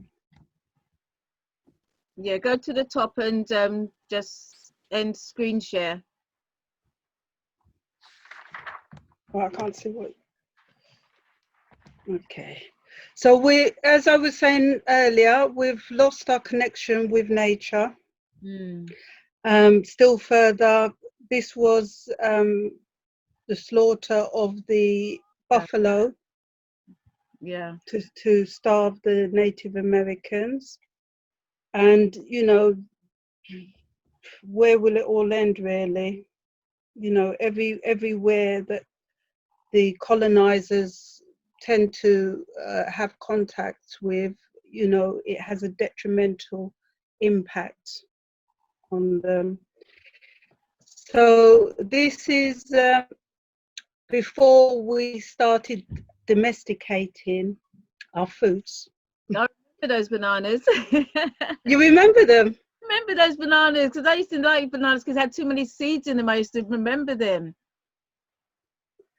Yeah, but that was real food. That's the original food, and then below is the modern day foods. Yes, I do remember those bananas.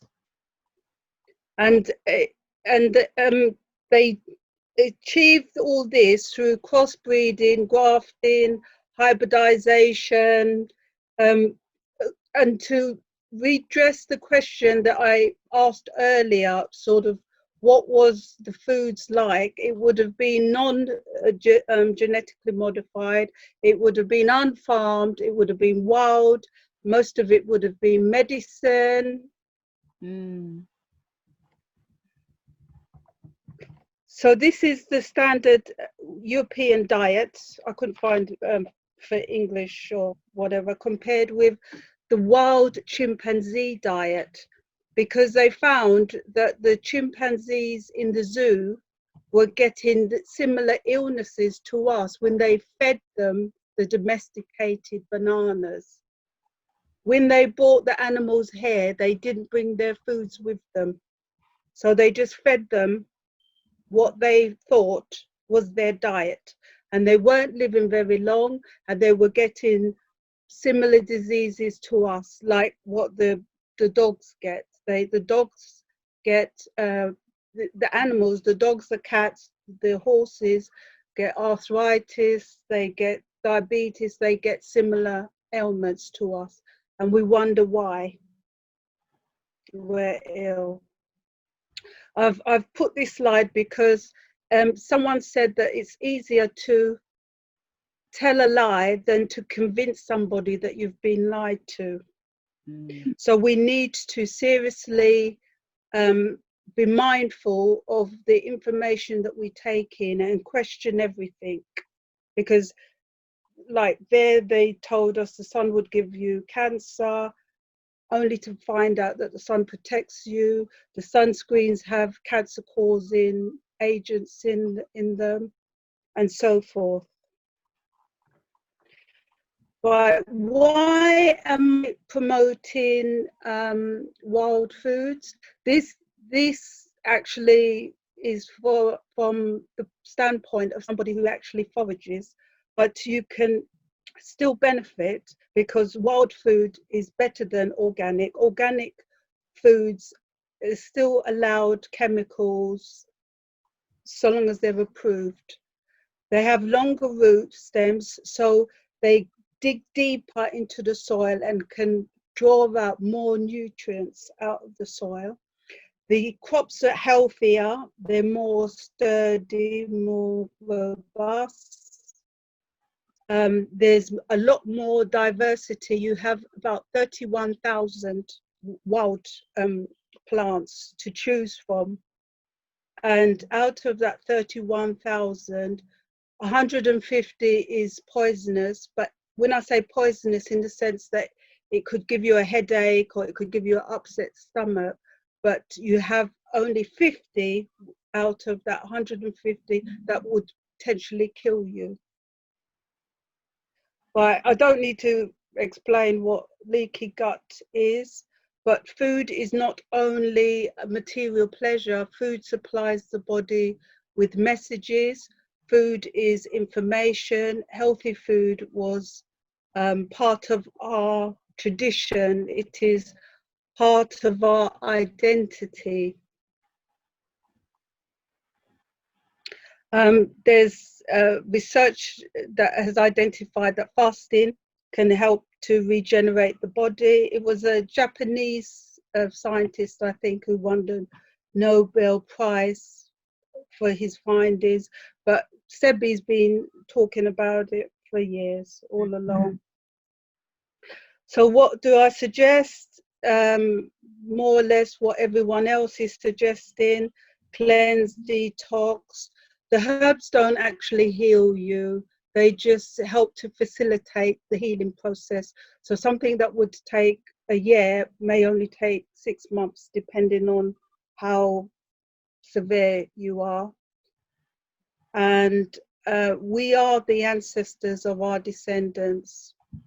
So we need to be good ancestors, create a healthier future through thought, in education, habits, and in lifestyle.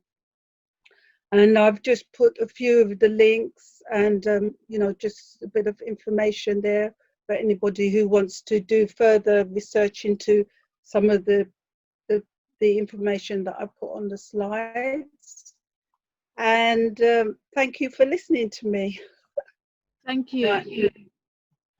So any questions, or do we want to leave it till later on? We've got about 5 or so minutes for questions. So yes, got about 5 minutes for questions. Anybody got any questions? Would like to unmute yourself? Thank you very much, Dawn. Yes, yes. Can I ask Dawn one quick question? Are you saying that the majority of the foods that we eat at the moment are modified genetically? Right? I love bananas. I buy a lot of bananas. You know, Jean says. Yeah, but are you like Auntie Jean and you can't be bothered to pick the seeds out? Because the seeds give the body messages, and I think, you know, that we don't get them. What messages do you want to give your body? Well, the thing is, we buy bananas. I've never ever seen any bananas in the shops with seeds in them. No, that was years ago. Well, exactly. But the thing is, I think it's for a reason. But I would say that everything has been the Sebi's list. The Sebi's list is, he compiled that list, and it's the most unaltered foods that he could find. Right. But what surprised me the most on his list was okra. I didn't know okra was a hybrid. Really? Right. Yes, it is. Well, I haven't worked out what the original plant was. Right. But an example, the dandelion is the original plant for the Romanian lettuce. That's where we get the Romanian lettuce from, is the dandelion.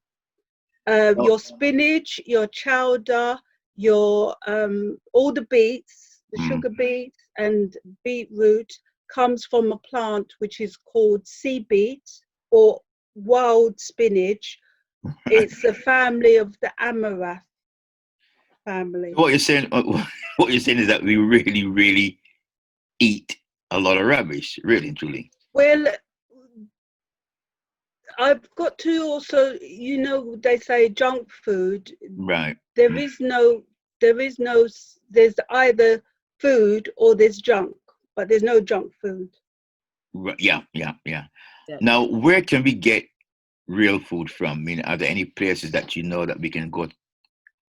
Well, I host foraging events, and I teach about wild foods, right? Indigenous foods. Okay. In the UK, yes. UK. Yes, I'm in the UK. And do you have like a program? Yeah. At least of data. Yeah, when we're not on lockdown, we hold events in woodlands, but we can I mean, if there's enough people that want to participate, then we come to you and we'll show you what you can forage in your area, in your region. Wonderful, wonderful. We also light a fire and we cook whatever we forage, because we also forage for mushrooms, and we tap the trees and we drink the tree bark, the tree sap from the birch tree. Dawn has actually said, if enough people are interested and we can get the people together, she'll come down and we'll do some foraging. Great. Can I ask a question? Sorry. Go on. Can I ask a question? Yes. Oh, sorry. Can you hear me? Yes. You'll have to make it very. Yeah. Okay. Not so much a question then, Auntie Jean, because of the time constraints. I just wanted to thank the presenter for a very useful and informative presentation this evening, and I was especially pleased to see that she kindly included in her presentation some references. One I recognised was Dr. Frances Cress Welsing, because I'm sure if she had more time she'd explain how important the mind is to our health and well-being. Precisely, yes. And a book that I haven't yet read, but I will certainly endeavour to read, is the reference, because I'm aware of his work, I know a bit about his work, Dr. Asa Hilliard's Chasing After God's Not Our Own. So I just really want to say thank you very much, sis. And the earrings look excellent, I have to say. Thank you. There is a lot more that I meant to put on the list. My email is down below, and I will put my telephone number in the chat. So if anyone wants to, contact me with regards to any of this, you're more than welcome to do so. Thank also, you. Could you I please mean, put your email I wish you had smell-o-vision, because these are like, and we've just missed the wild garlic season. When you start cooking with those sort of things, the flavors is just. Can I just want to quickly, incredible. If Sister Vashti wants to have a quick question. Yeah, thank you so much. Thank you, Dawn. Jacqueline also wants to ask a question. Yeah, it's a very quick one. No, thank you. Hold on, Jacqueline. Yeah, hi. Sorry, I'm Dawn. I didn't hear properly. You mentioned about herbs can't heal you, it helps you. Sorry, I think I missed a bit of that. Could you explain what you mean? Is that correct? Well, the ancestors would have used the herbs for they would have used them for garnish, they would have used them for spices, they would have used them for medicines, they would have used them for burning, like smoking, or as an offering, the herbs, the oils, the list is endless, what they can all be used for. What would you say would be Jacqueline wants to ask a question now. Jacqueline? Am I on now? Yes. Okay. Sister Dawn, thank you for that. That was really, really interesting and informative. But I had a question. My eyesight's so rubbish that when you had your presentation up, you had a list of comparisons of things that we think are true. And things You're very low. How do I turn it up? No, yeah. Jacqueline is very low. Okay. Can you hear me now? Yeah, I think so. Better. Can you hear me? Yes. Right up now. No, there was a presentation that you had, but my eyesight's so bad. Comparison, Sister Dawn, between what's true, what isn't true. I wasn't able to see the second part of it because it was right. It wasn't.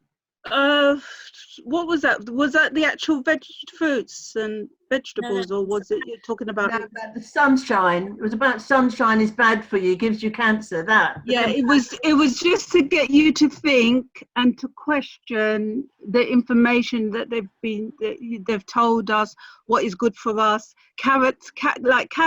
A carrot, which is supposed to be good for your eyesight, was originally the Queen Anne lace mixed with the wild yarrow, and they created the carrot. Wow. Okay. Thank you. Thank you very much. You're Thank you for questions. And Dawn, thank you so much. And if you've got any time later. Any questions? Because there is a lot that I've missed out. There's a lot I missed out. Some more questions. We'll have some more questions. Please put them in the chat room. And Dawn, yes, we'll be inviting you back as well. You probably come to the African Culture Market, you get an hour then. Okay, and without further ado, we're going to move on to our next and our final presentation. And we have, sorry, my granddaughter's going. And we have our last presentation by Cheryl Pheonix, who is our Black Child Agenda champion, was set up in 2013.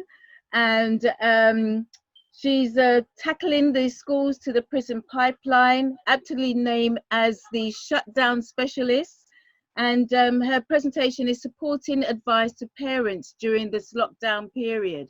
So, Sister Cheryl, would you like to introduce yourself? Let people know what other things that you do. And I must say, the screen is now yours. Sister Cheryl? I can see you there. Are you unmute yourself? Sister Cheryl? I don't know what's happened. I can hear, but I cannot see. Sister Cheryl? For those who don't know, I think a lot of you do know about Sister Cheryl Pheonix, the work that she does. She works tirelessly and constantly with all of with our youths. And not only does she work tirelessly, she also gets results. Hi, you're on now. Okay, all right, okay. And when I meant what I said when she works tirelessly, she's actually helping her son delivering food. So that's what she's doing, sort of like in between. So she's, I think they can get running back to her car now and running back to the phone, so she can be she'll be with us very, very shortly. So as I said, not only does she help out with us and our youths in school, she was also helping out her son doing food.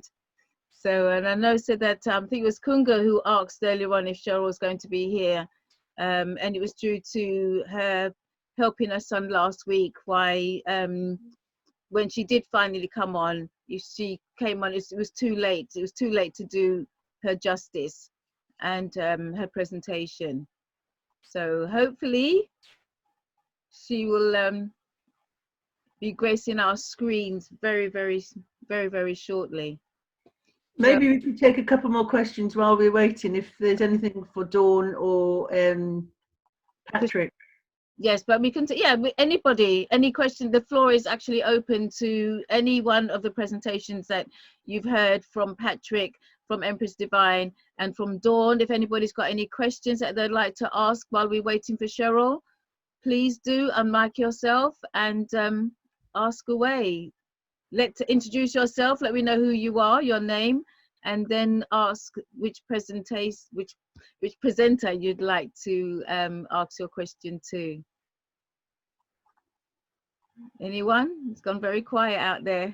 Just let people are thinking, aren't they? Yeah. I can hear the crickets. Empress Judah, did you have a question? Not so much a question, my sister. Just if I could perhaps feed into something that was mentioned by one of the community members listening in today. It was a brother who asked about, in reference to the police behaviour, which I thought was an excellent observation on his part, in terms of the barbaric, bestial, inhuman behaviour that is what we're seeing, and the recent case of the brother Floyd, George Floyd, who was murdered. I couldn't even watch all of it. It was just too shocking. And I knew that I would be so overcome with emotion that the anger that I'm feeling just at the thought of another innocent black person being murdered would detract from the action that is now required to ensure that this sort of thing stops. So I just wanted to share some good news that someone has sent me to say that one of the officers anyway has been charged with his murder. So I thank Almighty Jah Rastafari for that. However, we can't stop at one officer. I think all four officers... We're really sorry, we have to stop you there, but thank you for the information. Maybe we can come back later, yeah? Cheryl seems to be ready. So right, okay, thank you, sis. Thank you. Okay, thank you. Cheryl Pheonix, lady hard worker. She just got out of the car. Got into the car, but because Empress Judah was speaking, I wanted to allow her to finish speak before we called Cheryl in. But now she's got out of the car and she's got a bag and she's taking it somewhere. So I don't know. Taking it to the destination. Yes. And I saw footage about what Empress Judah was talking about, the amount of police they had protecting the this so-called officer outside his house. There was literally over 100 police. Over 100 police officers. Yes. And can I just say, please, Auntie Jean and Sister Patricia, that whilst we are talking about health this evening, and that is so important, one of the things that I've heard some of the African American psychologists, and I think even Dr. Frances Cress Welsing may well have mentioned this in her books, is that when we embrace our culture, we're actually at our most healthiest. And so whilst it's important that we are angry at what we're seeing, it's also important that we're not in denial of what we're seeing. And so for those of us that, you know, are able to express, because I'm not going to repeat what someone was saying about those who were taking the film and those that were onlooking, because I think they were also traumatized.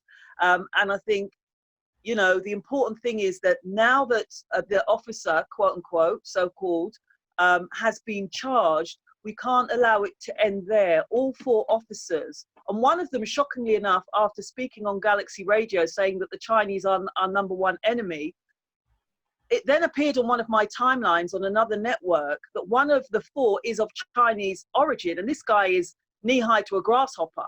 So how the hell, you know, someone like that could have the audacity, given the sensitivities that we're feeling right now towards China, to be involved in such a barbaric murder is beyond belief. But Cheryl's back in her car. It's what we didn't see. It was the other two officers. One was pinned on his legs and the other one was pinned on his chest. So we see that from the back of the car. But anyway, Cheryl, she's come back. Is Cheryl there? Cheryl Pheonix? Are you there, Cheryl? She's in her car. Okay. You're unmuted. You're unmuted. Cheryl? Cheryl? I'll give her a call. Looks like she's going to drive off. Yeah. Okay. Maybe she's with us. Oh, she's connecting. Yeah. Okay. Okay. Sis, can you hear us? Cheryl, can you hear us? I think she's trying to set up.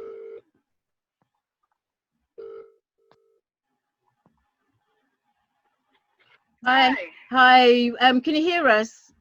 No, I can't hear anything. I can see myself, but I can't hear a word. Okay. But it says my mic's muted. Did you mute my mic? I No, you can unmute your mic. I'll have a look. There's so many things on there I can't see. But let me How do I get back into You're not muted. All right, let me see. If not, then I can have you. Yeah, it said audio connection. Try now. Can you hear me? I can see myself. Yep, we can hear you now. We can hear you. We can see you. Yes, we can hear you. But I can't hear. Speak. Yes. Oh yeah, I can hear you now. Sorry guys, I'm still on the road. I'm delivering food. It's just been it's every Friday, so it's like trying to do my community duties for those that are less fortunate and elderly that can't leave their house. So we cook every Friday and make sure people eat. Wonderful. For giving us some of your time, because I know your time is very precious. So without further ado, the screen is now yours, my sis. Hi.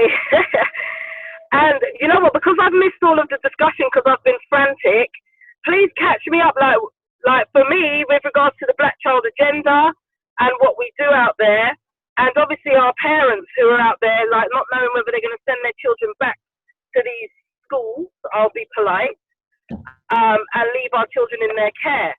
And a lot of parents are asking me a lot of legal questions about if they want to keep their children at home, how they go about doing that, if they want to send their children part-time, because a lot of workplaces are now actually allowing people to work from home because they're not, a lot of people are furlough is the new name they've got for it.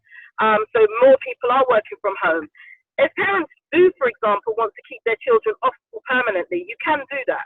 All you need to do is write to the school, to the head teacher and say that you want to home educate. You know, and there's no time limit in that. You can home educate for 6 months and then decide that you want to send your child back to school. It's entirely up to you. You control their education. However, the one thing is that parents must understand is that if you do choose to home educate, then everything about their education is your sole responsibility. The school don't give you anything unless your child got an educational healthcare plan, and that's the children who have additional learning needs or disabilities. So you can home ed if you choose to, and you can basically work from home if that's what a lot of parents are doing. There are parents who are saying that they don't have the luxury of being able to work from home because they're frontline staff, etc. This is where, as you guys are already running, is where the community village comes in. So, for example, if you know that your child has got maths, English, and science, and you want to know that they're able to get to maths, English, and science, this is where you team up with parents in your local area. You team up with parents in your local area. You find places like you've got these learning centres. Some of them are quite popular, and you register your child there.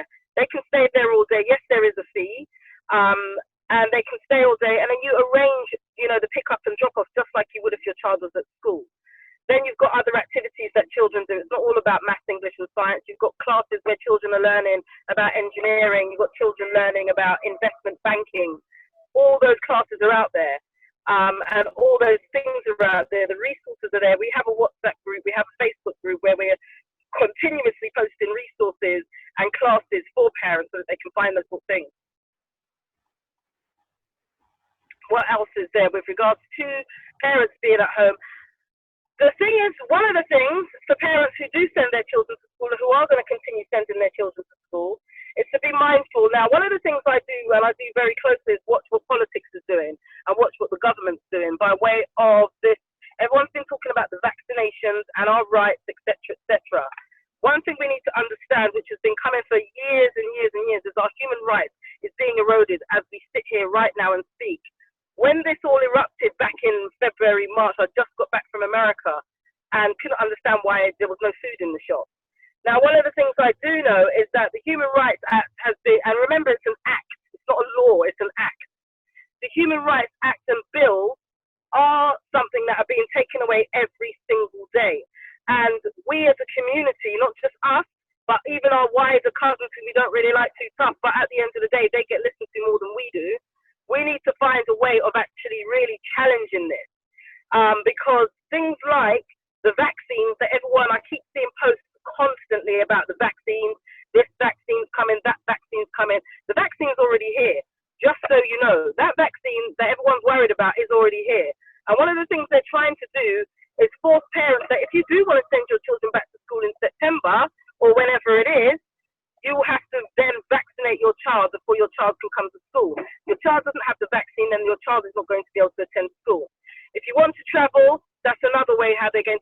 trying to bring in the vaccines as well.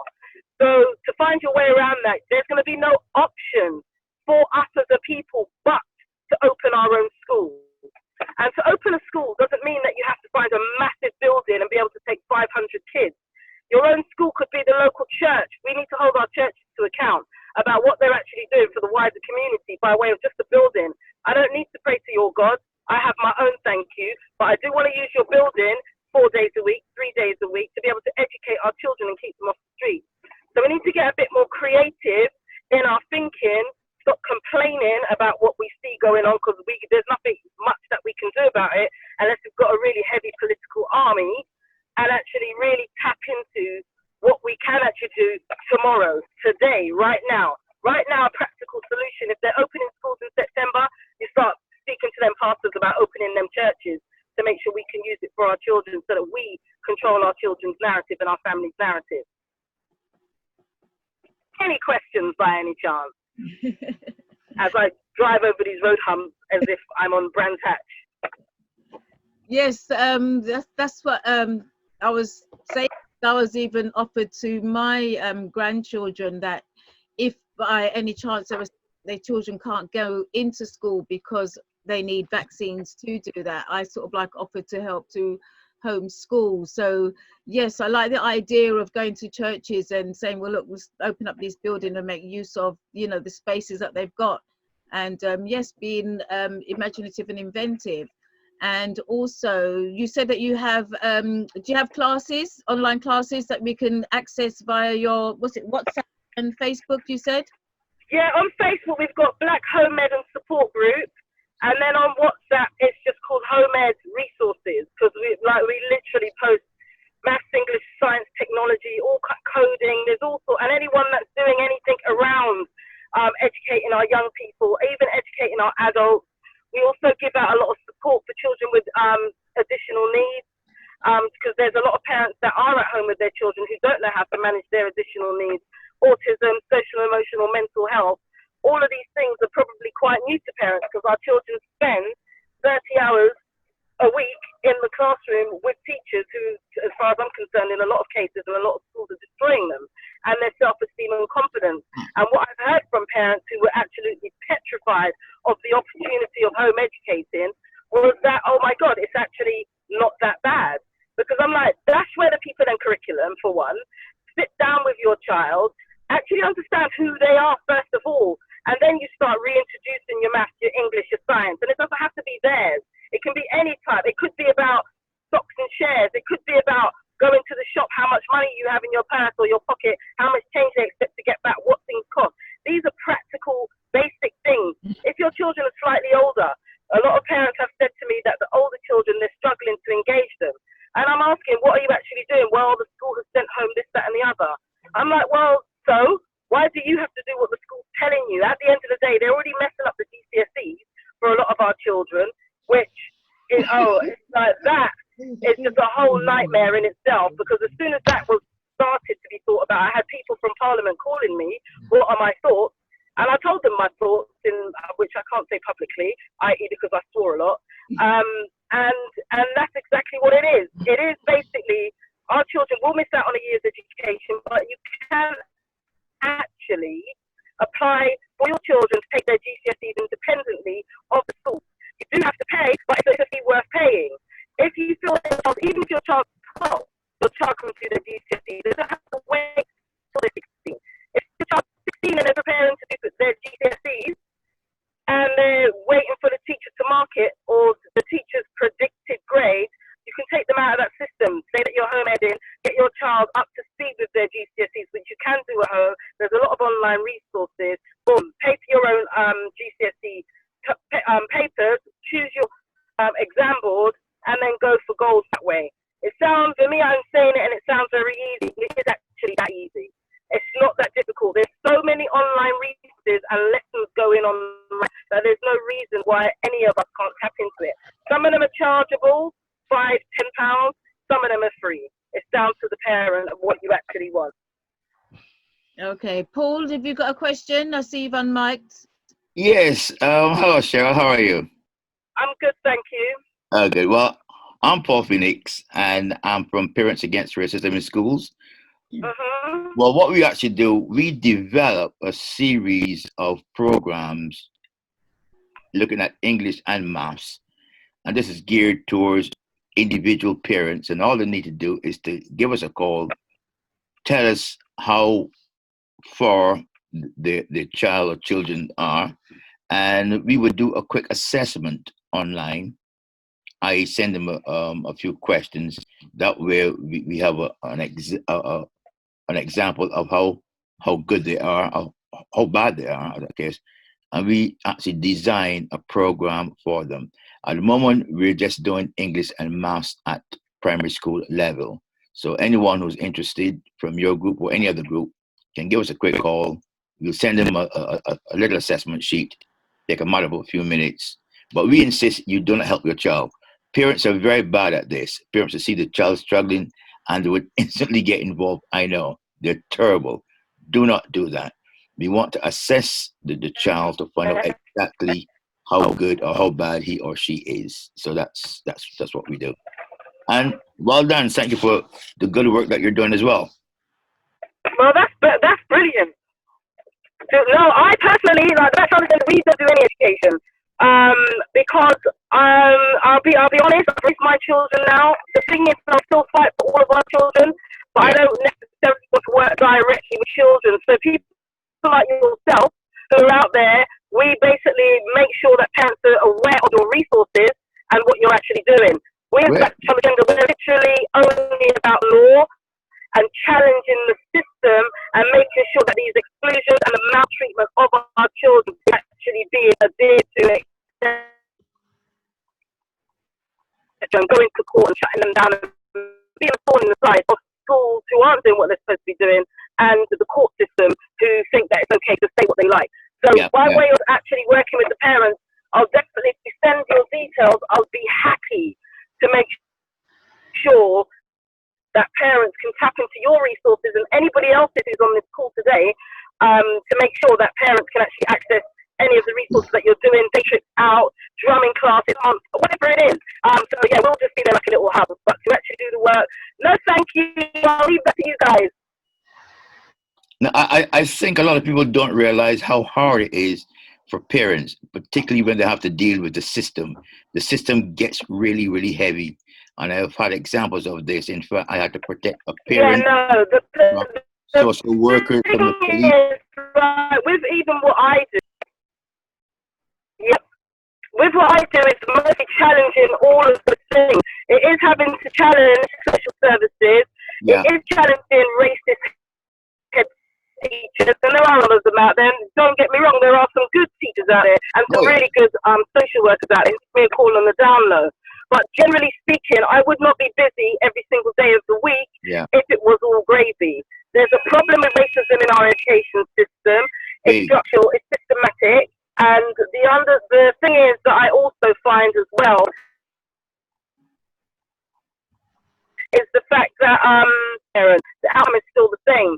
So then that says that you guys are blatantly racist, but you don't want to admit it. The fact that a black child is 68% of the prison population who's got an undiagnosed mental health condition. Who has an undiagnosed mental health condition from the school system. I got a call just today about a child who's got fetal alcohol syndrome. He's not an alcohol abuser. The child was born, mum's unfortunately passed away, and the grand has been left to raise a child. This child had problems. He's now 17. He's gone through his whole education with nothing but problems, and no one, including social services, all the schools, did anything to support that child. These are cases I deal with on a daily basis. And the fact is that parents don't know where to go. They don't know who to talk to. They only hear what the teacher says and they go along with it because they don't know any better, and why should they? They shouldn't have to go and understand and learn education law to be able to just get their child through the academic day. When our children go to their demon schools, our children academically are gifted, talented, outshine everybody else, and are happy. By the time they leave our schools at 14 and 15 or 16, they're miserable, depressed, angry, and then we wonder why they're on the street carrying knives because they've been groomed in your dirty fruit, why they're out there wanting to take drugs, why they're wanting to fight people, why they're so called aggressive. No, There's an issue there that no one's tapped into. No one's listening to them. Well, it's funny to say that, because I did an interview some time back, and I argued that the education system has got a lot to answer for with regards to the present day youth crime. And a few people were up in arms about 12 that. years old. And you end up inside. Sorry, Paul, we need to just mute you because maybe other people might want to come in, because the sound from Cheryl's not very good, so he's straining to hear. Right. Okay. We might need other people may want to come in. So no problem. Thank you very much. I'll mute you for now. My pleasure. Yeah. Shaz, I saw you had your you took your mute off. Oh, hello. So just closing the window. Yeah. I wanted to ask the speaker's opinion. What do you think of Priti Patel saying that some vulnerable children are safer at school than at home when the virus is still spreading in our community? I think that one is, me personally, I think it's a catch-22. Some children who are vulnerable are better off at school, because some of those children are being sexually abused, some of those children are being beaten up, some of those children are not being fed. So some of those children, and I know teachers who are going out to Sainsbury's, Asda's and wherever with their own money to feed and support some of these children, where myself, even if I'm sitting outside someone's house, myself has even given food to teachers to make sure that some of these what they classify as vulnerable children actually eat and have food or even a fruit to take home for the day. However, what you're saying with regards to those children being in the schools, the interesting thing is those children have been in the schools since this virus or this pandemic that they call it has started. So the only way how they'll more than likely be at risk is if new children now come into the schools, or new teachers now come into the schools, or someone's been into contact with someone who's actually had the disease and actually then spread it amongst the schools. For me personally, if I had children, there's no way they'll set foot back in none of their schools. No way. But yeah, that's my opinion. I'm going to deliver this bag and come in. The house is right there. Okay. Well, it's quite interesting. I mean, because it's a dilemma, isn't it, for a lot of parents? And following on from what you know, our presenters have actually highlighted, in terms of the food, for instance, you know, what they may be eating, the chemicals that may be in the food. Yes. You know, we're faced with a real dilemma, all of us, you know, at this time, you know, on every level. Our lives are impacted on every single level, and it's very difficult for us. I don't know how long Cheryl's going to be, but maybe, you know, I don't know if Vashti or anybody else wanted to come in, because you've unmuted yourself. Elaborate a bit more on what you do, because I know, say, you're due to do a presentation here in the very near future. All right. Oh, she's back. Okay. Okay. Sorry, I had to. That was my last delivery. I'm supposed to finish at 8 and look at the time, but it's fine. Like, I don't mind. Okay, the volume is not very good, so I don't know if you're going to be driving still, because you know you come in and you're dropping in and out basically. Good. Hold on, I've just turned it up. Is that better? Yes.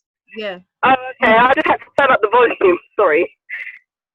Hi, Jean. Can I ask a question or give information, or shall I Yes, continue? Yeah. I just first of all want to just share information. It might be a bit of short notice, but on the 4th of June, there's an application. The London Mayor has got something called the Kitchen Social. Please? Kitchen Social Fund. So if you're based in Southwark and Lambeth, and you're an organisation, a community group, a tenants association, a charity, so the fund is set up for children who are in food hunger.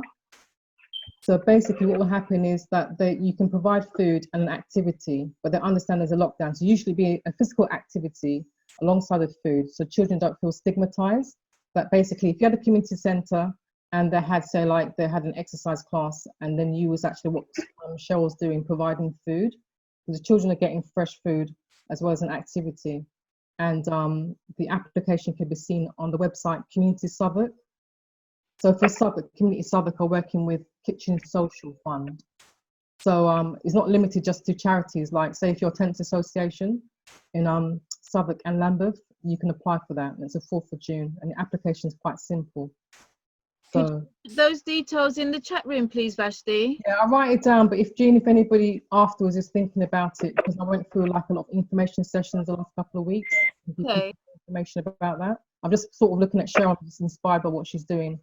And I know there's a lot of money there, and maybe the BME community, when I'm in these meetings, I don't see anybody else in these meetings. I'm the few black people there. So yeah, so I'll put it in the chat. Thank That's you. good. Thank you. Is there any other questions that people want to ask Cheryl? Yeah, and I did want to ask about, she said tap into resources, but obviously some people are furloughed or have lost their jobs, and there's some teachers maybe who don't want to like go back to the institutions as well. So I'm just wondering down the line about setting up our own schools, does she have any resources if you did have a community group or had a group of parents who got together and want their children to be outside the system? Is there any resources then to help pay for, say, like the teachers? Because some people will obviously give their time, but realistically some people obviously as well will need paying as well. So is any resources that we're aware of at the moment to cover that? Well, the interesting thing is what we have to do is then this is where the collaboration of, i.e. the resources come in, where we actually tap into. Right now, I was filling out a funding application, God knows why, because I'm useless at them. And so I went back in, I was like, oh, I've got some time now, let me tap back into it. There's no funding at the moment for anything activity-wise, if you wanted to run a summer scheme, for example. But there is millions and millions of pounds of funding out there for community organisations. So that's literally 3 of you, chair, secretary and treasurer. You put together a constitution which anyone can download online. You amend it to suit your needs, and then you can apply for some of this funding. Some of the funding ranges anywhere from 300 to 5 to 10,000 pounds. So you can add 3 people, 6, 9, 12 people can tap into that. If you have 9 of you, 3 individual pots, 9 of you times 3, all applying for the same fund to use the same church hall, why not go for it? That way, especially if you're a teacher or a retired teacher, something like that, they're doing turnaround times in less than 6 weeks. There you have some resources to pay yourself, because a lot of these funds are actually doing that. And a lot of them are to support a lot of the... Oh dear. Oh dear. What we hope wouldn't happen. We'll have to see. Hopefully you'll come back. I'm just writing down, people may want to take down her number, 07856. On their expertise and what they're giving back to our next generation. No one can eat for nothing. Air is out there, but you can't fill your belly on that. People got mortgages to pay. You need to make sure that parents are paying something. I'm not saying that you can charge them £125 a day or even a week, but something has to give. So that will balance it out where people can then afford to pay their own bills and their own salaries, travel costs, building costs, etc. So that's the way how I see it. And then there are also a lot of donors out there. We've got a lot of wealthy people in our community right here in the UK. We need to tap into them. John Boyega just did a video yesterday. Why are we not contacting him to say, do you know what, this, and this is going on? Would you help sponsor us? We're a community organisation. This is what we're doing for the local young people, whatever borough he lives in.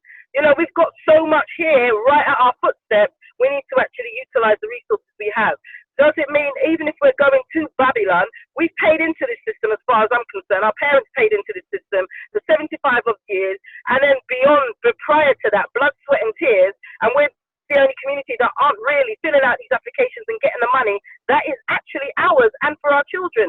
And we seem to think that by asking people to give us donation of £5 and £10, it's going to work. It hasn't worked. It's not working. We need to be slightly more strategic with how we fundraise and how we get money in our pockets to do what we need to do. Because I'll tell you this as a fact. When I was running to be a local councillor and they come and blasted off my front door, how I found out why the police came and kicked in my front door was because I got voted in first of all, and the system was already corrupt. I wasn't supposed to be voted in. Then all of a sudden I was a drug dealer, me and my sons, and we were followed, all kinds of stuff. Why? Because I wanted to sit at particular seats within the local authority. That was social services, policing and education, the 3 areas I still deal with now. When I realized how money is distributed throughout local authorities, all the Asians, all the Jewish people that it goes to, millions of pounds under the banner of BAME, and then as soon as they get that 3.5 million or 10 million, the black part is dropped and it's just the AME, and they're spending money within their communities. this is the same thing we need to do, duplicate the model and make sure that we're looked after first. Maybe give them £100 here and there so they can buy a samosa. But at the end of the day, we need to start being a bit more ruthless in how we're actually dealing with this battle out here. Yes. That's my answer, sorry. No, that's brilliant. That's brilliant. Somebody with asked if you could repeat how to get the funding, because you did cut out for a bit. What? There's what's one of them called? Groundworks has a funding pot right now. They have a funding pot of up to I think it's between it's 25,000, I believe. Right now, particularly for this, it's called groundworks.co.uk. The lottery has loads of different funding pots out there, particularly for COVID, for dealing with vulnerable children and adults. You have to remember that there's a lot of parents out there suffering with mental health right now because of the stress that they're under, because of the system in the first place. We've got a lot of psychologists, etc., within the community. If we can apply for funding to pay some of their fees, we can help go some way to fixing our parents too. So Groundworks is a funding pot. The lottery, obviously, we all know. And there's a few little small ones. The Mayor's Office has billions of funding pots available.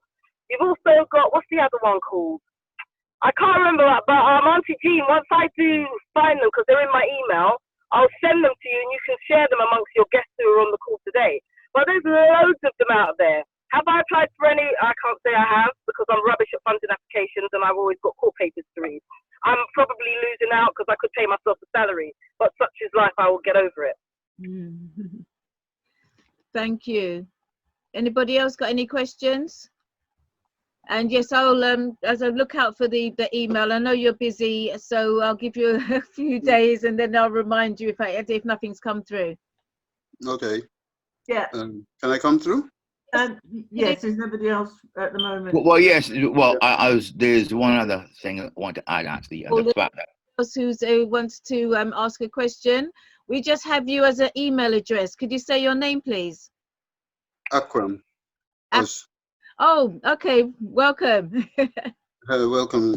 Yeah, great work you're doing, my sister. Great work in the community. And big up to you.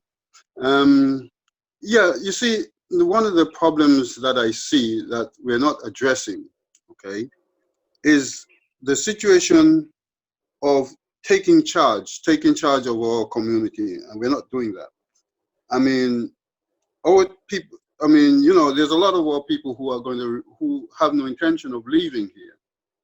And what are we doing for them, you know, in the context of saying, well, setting up schools, setting up business, when they come out from university, do we have the opportunity to give them jobs?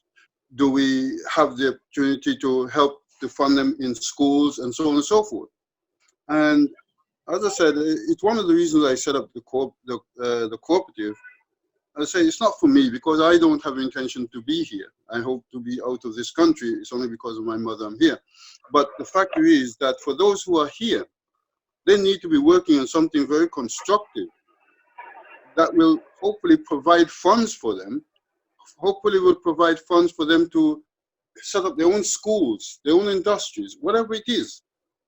But keep depending on the state. We haven't seen anything happen from the state in years, and I don't see any reason why we still continue to be begging for them. You know, and I keep referring to people, there's an organization in Spain called Montague. They had similar problems like what we have. And what they did was, they went and set up their own institutions, their own schools, their own banks, their own businesses, right? And today, today after about 60 years, they now have an economy greater than many African countries, okay? So this is where we need to be. They can fund, they have their own university, own hospitals. What do we have? And they're only 25,000 people in the community, and we're almost 2 million, you know. So we need to be looking and pushing that agenda for us to come together and unite. Okay, one place where we can put our money, and that money funds all the other institutions that we have. Right? That is what they have done, and this is what I believe that we should be doing. But unfortunately, most of us are not looking at that idea. You see, We need to stop you there, Brother Akram. Unfortunately, we've just got 5 minutes, and I just wondered if Cheryl had any last words that she wants to make before we finish. You know, this is an ongoing debate, you know, in terms of us looking at ourselves and doing for ourselves. And there's different things being done by different individuals in different locations. And what we need to do is like the spider's web, to actually find out where we need to be and link up with people. But Cheryl, can we just ask you for your final words before we finish? No, absolutely. I agree with what the brother said, but my stance is still 75 years on, where we're getting there. We are working together, otherwise we wouldn't all be on this call right now. I think we are doing, I think we've done very well. When I look at when I had the UK Black Links Business Directory, the one and only black business directory in this country, we had over 40,000 black businesses in this country, and that's probably tripled, but they don't put those statistics. The government still use the same data about us as 3 million, which is nonsense, and even that was done by my husband back then. He had to go backwards to 1973, to then come forward, to then look at the influence of the Somali community, the Kenyan community, the South African community that did have a big influx, and that's the government still use today. A lot of the data today was done by an organization some 20 years ago. So whenever people talk about data, it makes no sense to me. What I believe in, yes, we should have our own this, we should have on that, but I don't see any movement for that to happen. So right now, if we don't have it, then there's resources there that we are due, and we need to tap into it. Number one, parents need to build their village where they live. Right now, there's about 500 young people on my road where I live. They got the police cordoning off the road. Why? Because the young people want to get they want to come together. Where are we as the adults? It's so funny because if you see the big people out there, they're like, yes, man. And that's like me. You've got the miseries in there. Oh, no, it's too loud. Why? You ain't speaking to the picnic them. You ain't speaking to the youth. I'm going now. I've finished. The shop is right there. I'm going to go and get something nice that I like to drink, and I'm going to go and chill with the young people and speak to them and find out what they want and what they have planned for their life and what they're doing. And then I'm going to my bed, because you know what the thing is, we have these isolated conversations. No disrespect to anyone that's doing anything out there, but until we tap into these youths, and I don't mean you're just your 5-6-year-olds, I mean these 18, 19, 15-year-olds, and actually understand who they are, what they're doing. A lot of them, yes, they're on road doing what they're doing. So what we do is we find a way of getting them to invest their money in things that make sense, so they don't end up being part of that system. We find ways of building in Africa and the Caribbean. I can't wait to get on a flight in September to go back to Ghana to finish building my house. So this is the things that I look at, and I just plod along. Sorry, it's not nothing that I can give you. I just get on with the Black Child agenda, trying to shut down the system, but with an exit strategy, as the brother just said before. And I believe that all of us, whether it's independently or collectively, we need to have some kind of strategy to get out of this place. Because the only thing they've got planned for us is prison, mental health institutions and tablets, and whatever else they can find. Because like the lady said before, jobs are being lost, all these things are being lost, and we ain't got a strategy to make sure our children can employ themselves and those kind of behind them, or we can employ them, or getting the hell out of here. Trust me when I say things are getting worse. You think so? We see they're restraining our kids already in schools. They're going to be killing our kids soon. And I think that is going to take before he sticks up, unfortunately.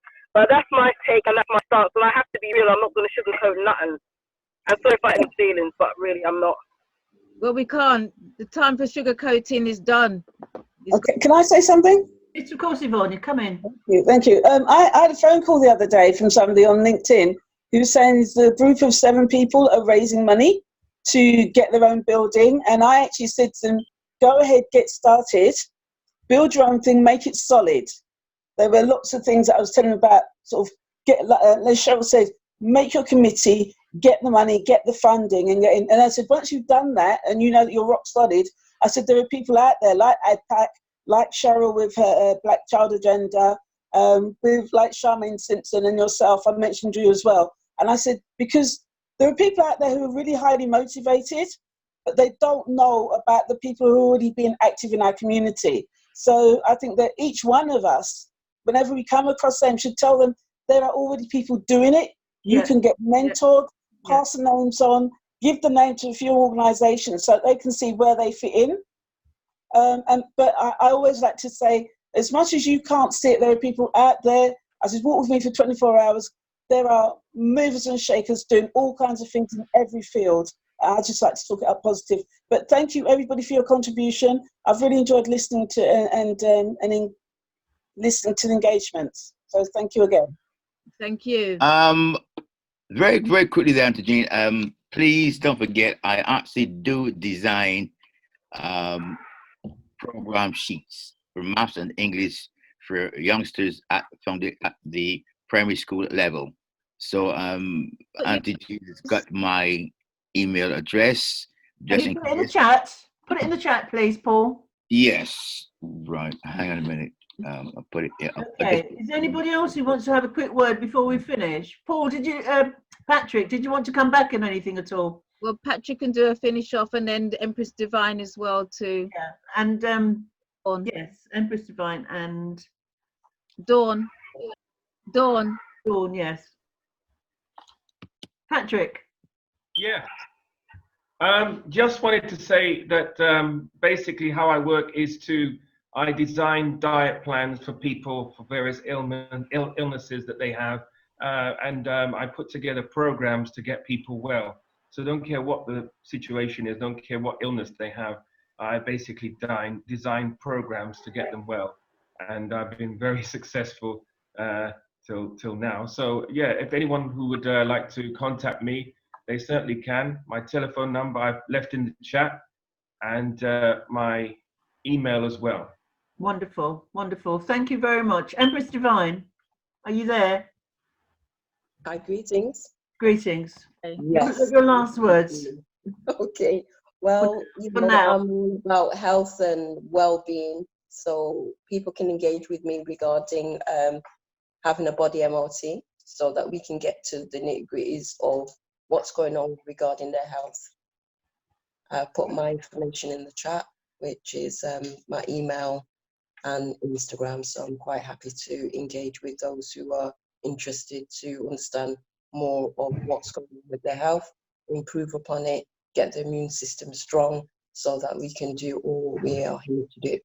Wonderful, wonderful. Thank you very much, Thanks Empress. for the opportunity. Wonderful, Thank you. wonderful. Okay, Kunga, we can see you unmuted. Is it a quick question you'd like to say? Yeah, I know time is going, so it was really just to thank yourselves again. Powerful words, powerful presentation. I'm a mad fan of what Cheryl's doing. I just wanted to say, yeah, as someone who's taught in the college FE sector, largely GCSE to our young ones. Does she have any concerns? I know maybe we don't have enough time to really go deep in it, but the calculated grades, it's not so much predicted now we've been asked to do, it's calculated grades. And so the idea of remote learning has definitely affected our young ones who don't have access to laptops and the resources, even internet in some of their homes.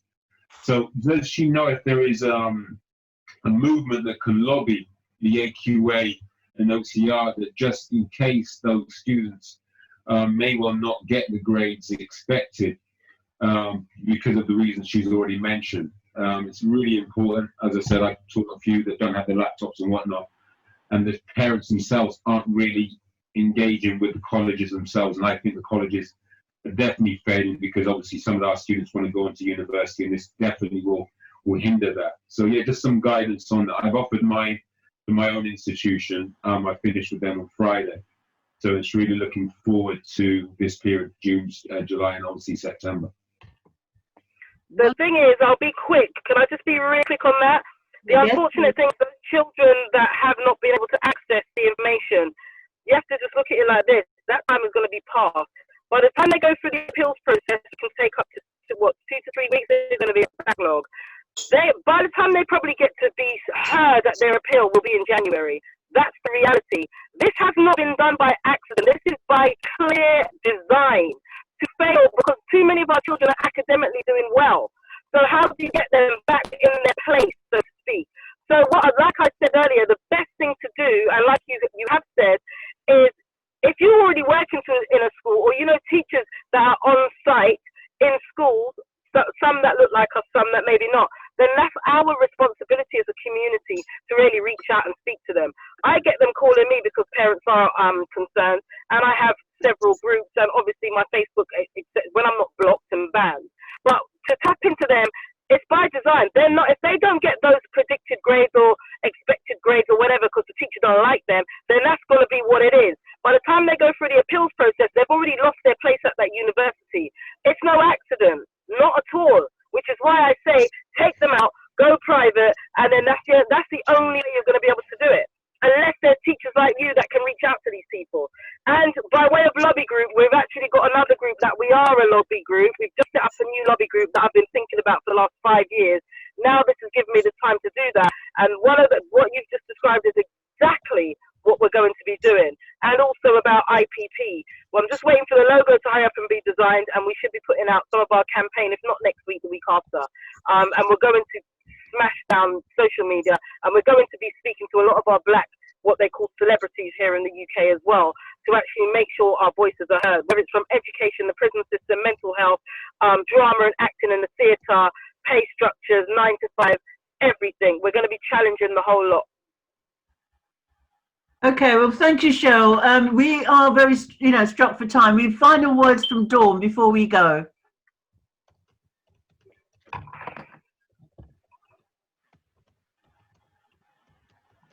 Unmute.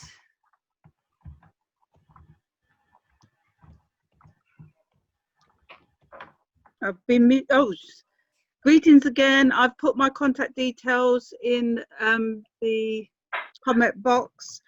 If you need any further discussion on the African spirituality, the foraging, herbs, wild foods, such as recipes, I've also put a link in on herbs to raise your immune system in such time, and I look forward to coming back on the group again. I think we would want to invite all our presenters who are here tonight back again for another time. As you can see, there's a lot of information that we shared tonight. And we could go on much longer, but we really have to stop now. So I just need to thank everybody for their attendance. Auntie Jean, last words. Before we go, if everybody can go that want to save the chat, you can save the chat to your own computers by going to the 3 dots at the bottom where you actually do the write-up. Put in save, and you can save the chat. That way you can get all the information, the emails, addresses, etc. To your email address, or no, sorry, to your computer, so you don't have to be writing it all down. I want to say a great big thank you to Patrick Montague for your, as I say, very, very, very interesting and eye-opening presentation. Also to Dawn, thank you very much, Dawn Taylor, Sister Dawn, in as well. Also to, was it Empress Divine? Empress Divine, thank you very much, and looking forward to seeing you on Sunday. Dawn will be back with us on Sunday at the African Culture Market between the same time, 7 till 10. And also, big thank you to our very own sister Cheryl Pheonix for her hard working, still working, and even though she's supposed to be going home, she'll go out. I know, it's Friday. I'm going to join the kids. Well, the kids are having a better time than me. What am I going to sit in my house doing? Nah, I've been at court all week, so I'm going to go have some fun with the young people. Social distancing. Oh, whatever. But take care, guys. Thank you so much for inviting me. I'm so sorry it was a bit sketchy. It's like, this is my Friday night. We got there in the end, and yeah, we're going to invite you back. We're going to invite you back. Cool. Thank you. Brilliant. Thank you, everybody. Thank you, everybody, for joining us, and we look forward to seeing you next week.